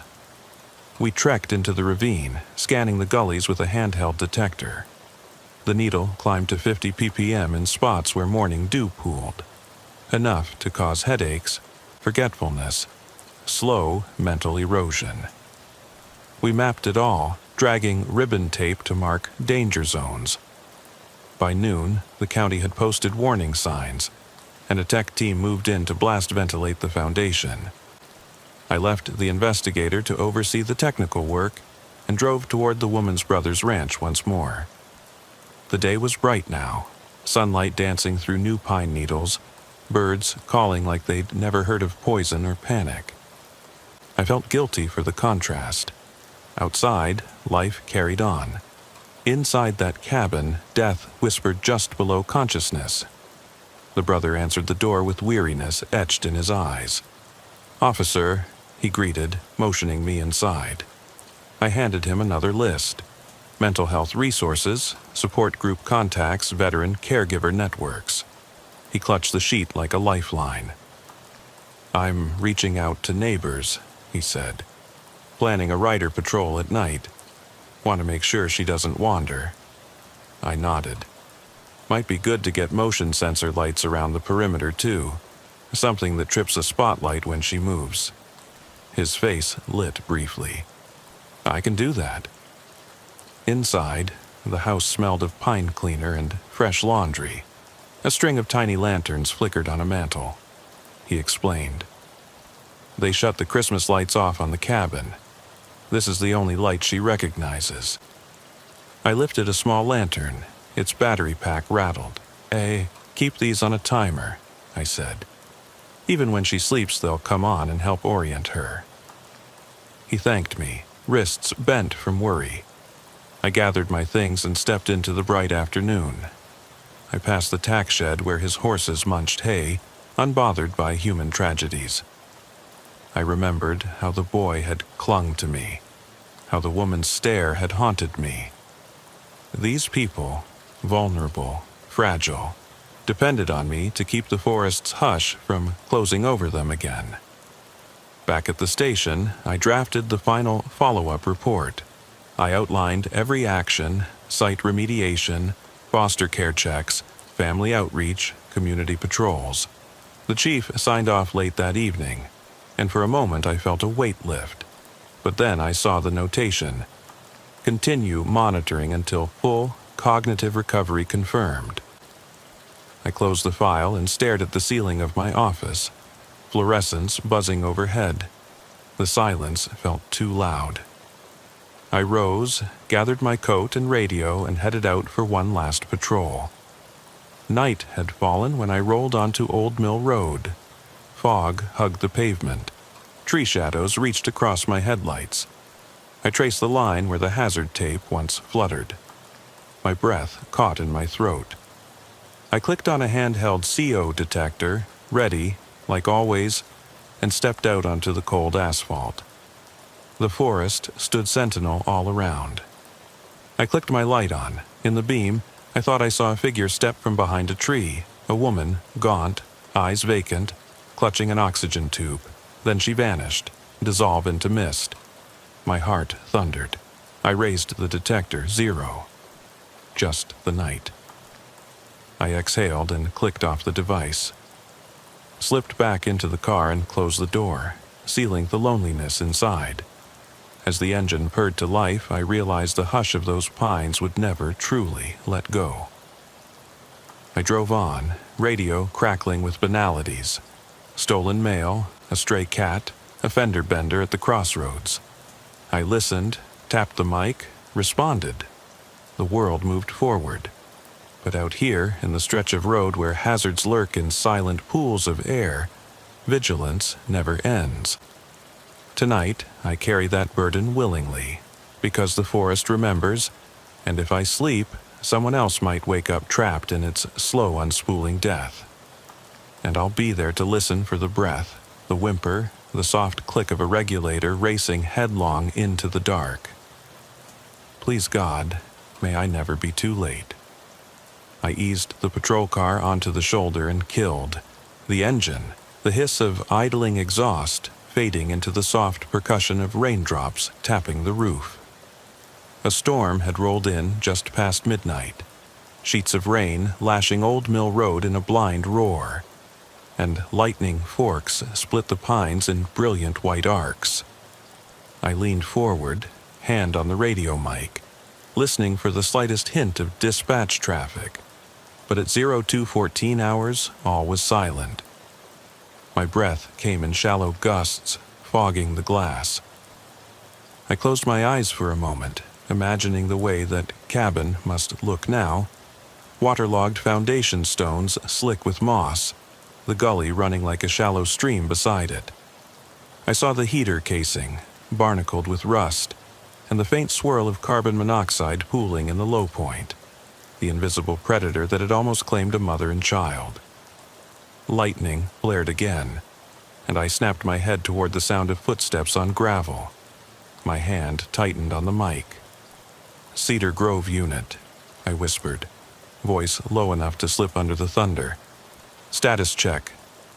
Silence answered. The rain battered the roof.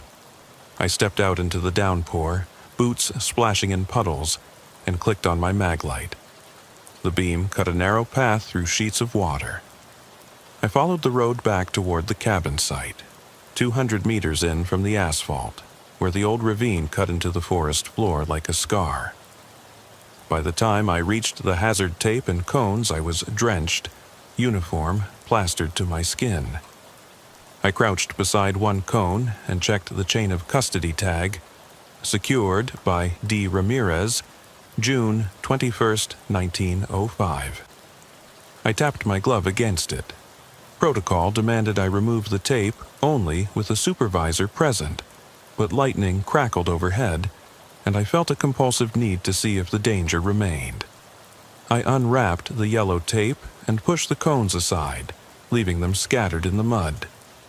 The ravine's murmur rose in my ears, water gurgling through roots, wind sighing through needles. I swept the beam of my light across the cabin's stone foundation. Shadows lurked in every crack. I scanned the ground for footprints. Only my own and Harris's prints from earlier in the week, now half erased by rain. I felt the familiar knot twist in my gut as I neared the heater's original location. Water pooled there, reflecting the maglite beam like a shattered mirror. I swept my light side to side, heart pounding.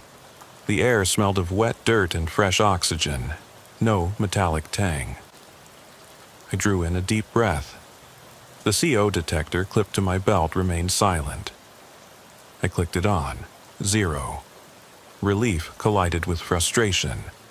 Had we triumphed over that invisible threat, or had we only driven it deeper into the stone? I knelt and ran a gloved finger through the mud, tasting the grit between my teeth when I slipped my glove off. No telltale burn, no oily slick. Nothing but brown earth. I replaced the glove and rose, shoulders heavy. Rain pelted my face, and I let it wash away the memory of that woman's vacant eyes, the child's silent sobs. But as I turned toward the patrol car, a sound froze me in place. The faint creak of wood under strain, like someone shifting against rotten floorboards. My maglite beam flared up toward the east side of the foundation, where a short section of planking still protruded. I edged closer, each step a muted splash. Another creak. The planks had shifted. I clicked off the light and pressed my ear to the wood. Silence. Too complete. Then a muffled gasp. My heart slammed. A hand reached through the gap, thin and pale, fingers curled like hyphae. I yanked back, stumbling over a root. Light flashed behind me as lightning illuminated the hand again, then the arm, then a figure hunched inside the foundation's hollow middle. The woman's outline, gaunt, spectral, her oxygen tubing trailing like a lifeline snaking back into darkness. I staggered to the edge, voice tight. "Ma'am, this is Officer Ramirez. Are you okay?" Her head lolled up. Her eyes, those same hollow eyes, locked on mine. She mouthed something I couldn't hear over the storm. Then she tilted her head back, as though listening to footsteps behind me. I spun around. No one was there. "Harris!" I shouted into the night. No response, only thunder rolling through the ridges. I fumbled for my radio, cursing the storm's interference. "Dispatch!" I pressed the mic, but what came through was a high-pitched whine, then static that hissed like escaping gas. The forest seemed to lean in, trunks bending as though to whisper secrets. Lightning cracked, and in that sliver of illumination, I saw the child's raccoon toy lying by the cones, soaked and abandoned. My stomach dropped. I should have picked it up earlier, but I'd been certain he was safe in foster care. I waded through the mud toward it, heart pounding. When I stooped, waterlogged earth sucked at my boots. I picked up the toy and held it close. It felt impossibly heavy. Another flash of light, and the woman was gone. No silhouette in the foundation, no faint reflection in the puddle. Only the rain. I pressed my back to the cool stone, sliding down until I sat with knees drawn up. I tucked the toy under my shirt pocket, where it pressed against my uniform like a pulse. I stared at the jagged horizon, where lightning forked through charcoal skies. "The system's supposed to protect them," I muttered to the dark. "Hazard tape, protocols, follow-up, everything in place." I thought of the foster home, the brothers' ranch, the community patrol. All that scaffolding to hold two fragile lives above the forest's hush. And it almost wasn't enough. I sat there as the rain spattered my face, counting the seconds between lightning and thunder, a rough measure of distance. 40 feet, 35, 30. The storm was overhead now, drumming a frantic rhythm. I closed my eyes and let the rain soak the mud into my collar. When I opened them, I saw movement at the edge of the trees, a shadow between two trunks, solid for an instant, then gone. I swallowed the lump in my throat, hand tightening on the maglite. "Show yourself," I growled, voice low and urgent.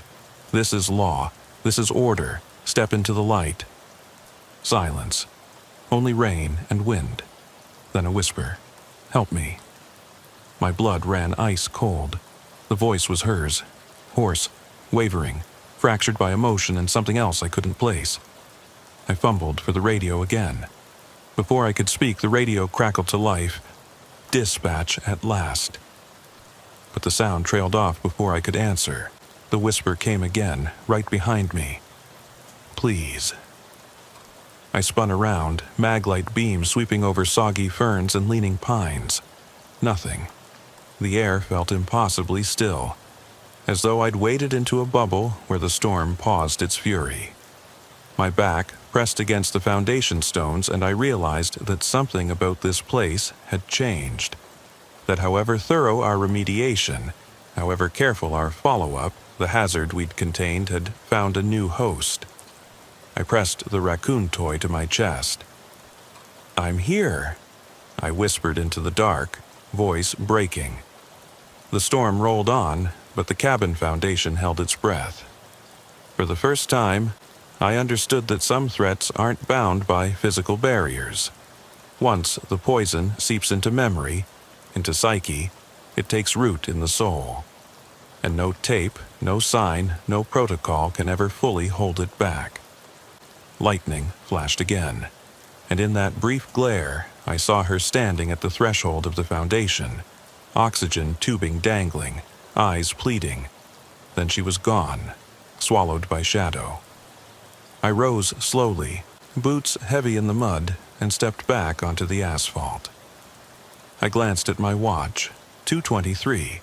Protocol said to call for hazmat and backup for any suspected re-exposure. But my radio was dead, and I was alone. I slid into the patrol car and locked the doors. As the engine coughed to life, I glanced at the toy in my lap, its one plastic eye staring up at me, accusing. I drove away, lights off, hugging the center line. The storm pursued me, headlights flickering in the rear view like watchful eyes. I didn't look back. I couldn't. Because some roads lead you home, and others, they lead you deeper into the dark. Tonight I carry that toy in my pocket, a reminder that my job never sleeps, that the forest keeps its own hours, and that even when you think you've saved someone, the shadows might still be waiting to reclaim them.